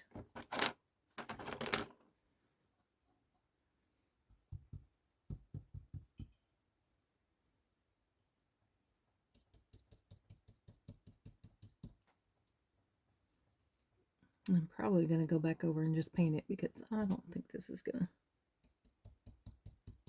but it'll give me an outline anyway. Okay. Yeah, I'll just paint it. If I can find my brush, here it is. All right. Get some of that paint.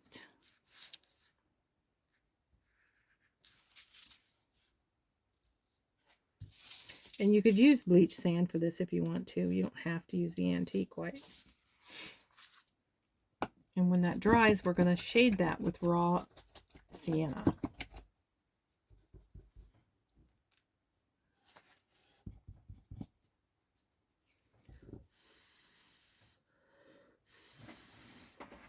I think while that's drying, I'm going to take my little stylus here and I'm going to put some eyeballs on my spider using lamp black.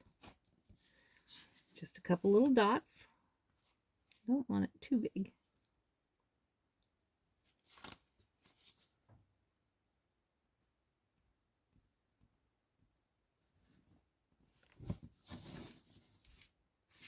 Somehow I think I messed that up. We'll leave it that way for now. It's all right. Okay, so my spider has eyes. And how's my tag? I'm going to add a little bit more.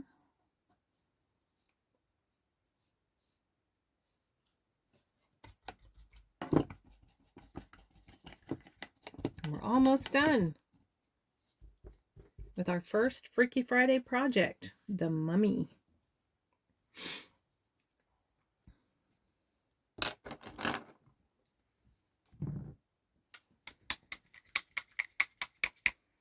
Add a little bit of raw sienna.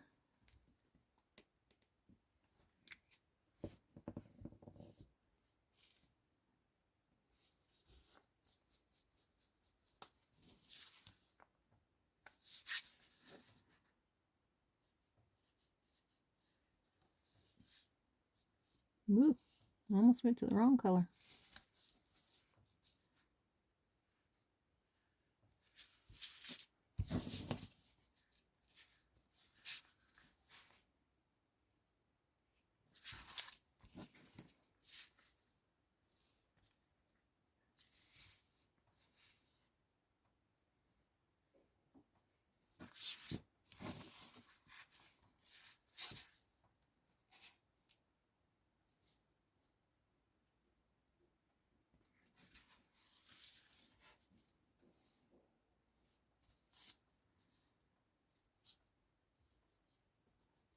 Okay.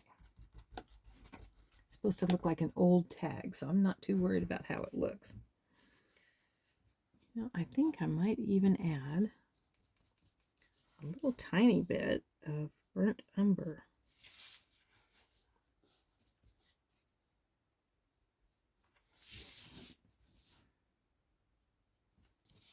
It doesn't say that in your instructions either, but I like how that looks.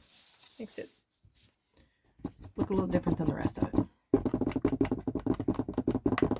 Okay. And then, okay, so now we have our liner brush again. And what we're going to do is we're going to put the string on the tag. So just thinned black, thinned lamp black. And again, I'm not real good with a liner brush. Normally, I would just use a pen for this. But I'm going to be brave, and I'm going to use a liner brush just for you. Okay. We'll see how it goes. Now, my hole is going to be up here. So I'm going to come from here. And I'm just going to go around. And I knew I'd run out of paint.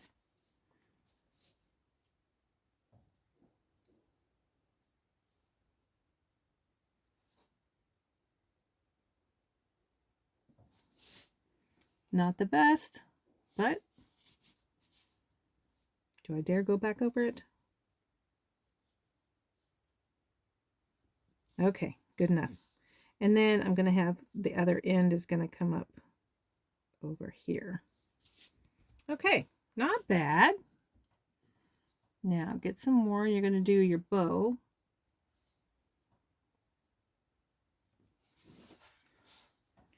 We're going to put a dot there eventually. So right now we're just going to do that one.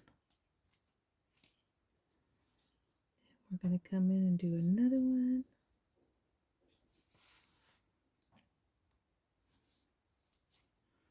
And then we're going to do our ties. We're going to come down here, and I knew I'd glob that one up.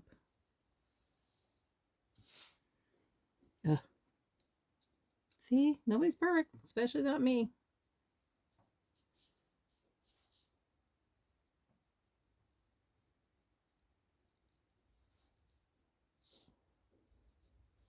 All right, I'm going to leave it the way it is because I just don't want to mess with it anymore. If you don't like using a script liner, definitely use a brush. I mean a pen. And just put a couple little X's on the tag.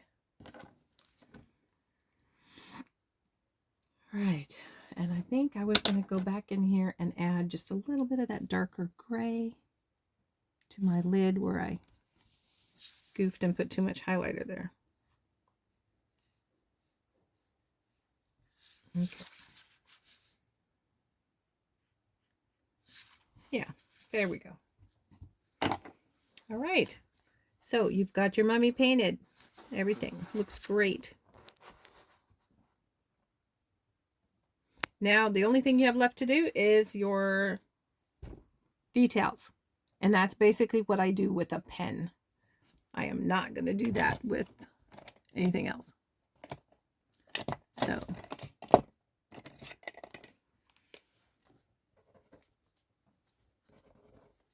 this is a micron pen. And this one, as you can see, and it is a... It says PN micron pen. This is what I'm going to use. I don't want too thick of a line, so I'm just going to use this. And what you're going to do is you're just going to go around all your letters, your mummy, your eyes, your spider. You give your spider some eyebrows. I don't go around the outside of the spider. So let's do the eyes first.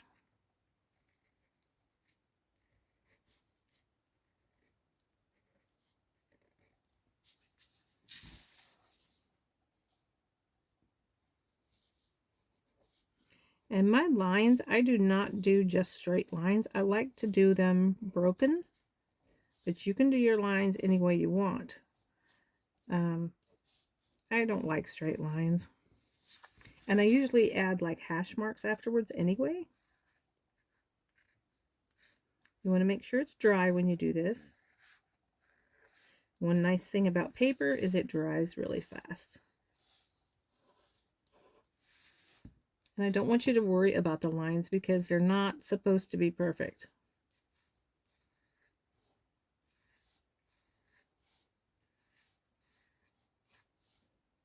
As you can see, I am just doing them like that.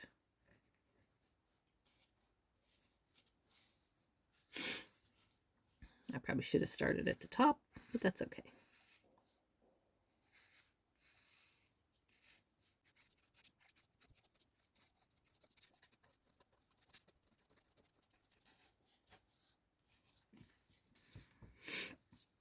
Okay, and then you're going to go around your letters. And I go just to the inside of the letters, otherwise you're not going to see them.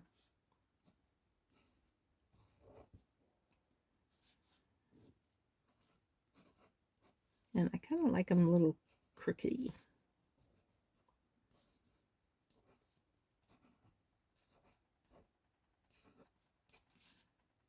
Nobody can say your lines aren't straight if you do crookedy lines.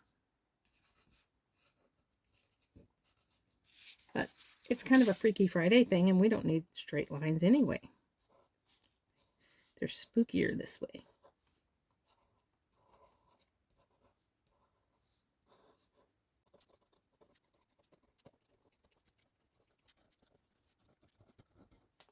All right. And then what I'm going to do is I'm going to go back, and I like to add just little hash marks here and there. Not everywhere, just here and there.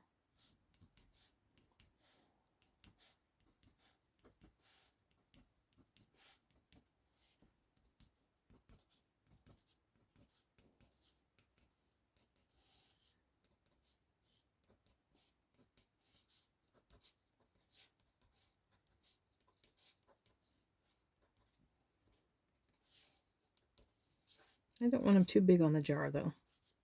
Just small hash marks. Same thing on the mummy.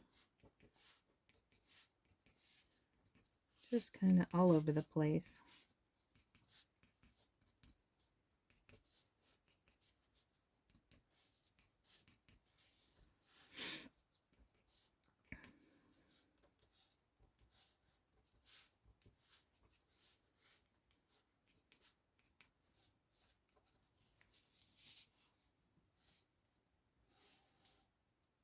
And I think that's about it.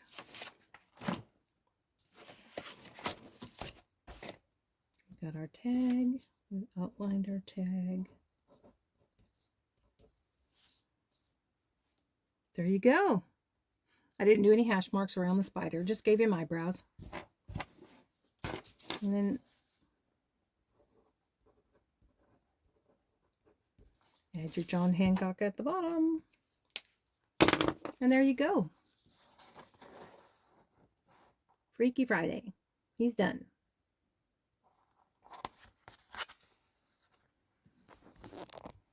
Congratulations, you guys. You painted your Freaky Friday. He is so cute. I can't wait for next week's project.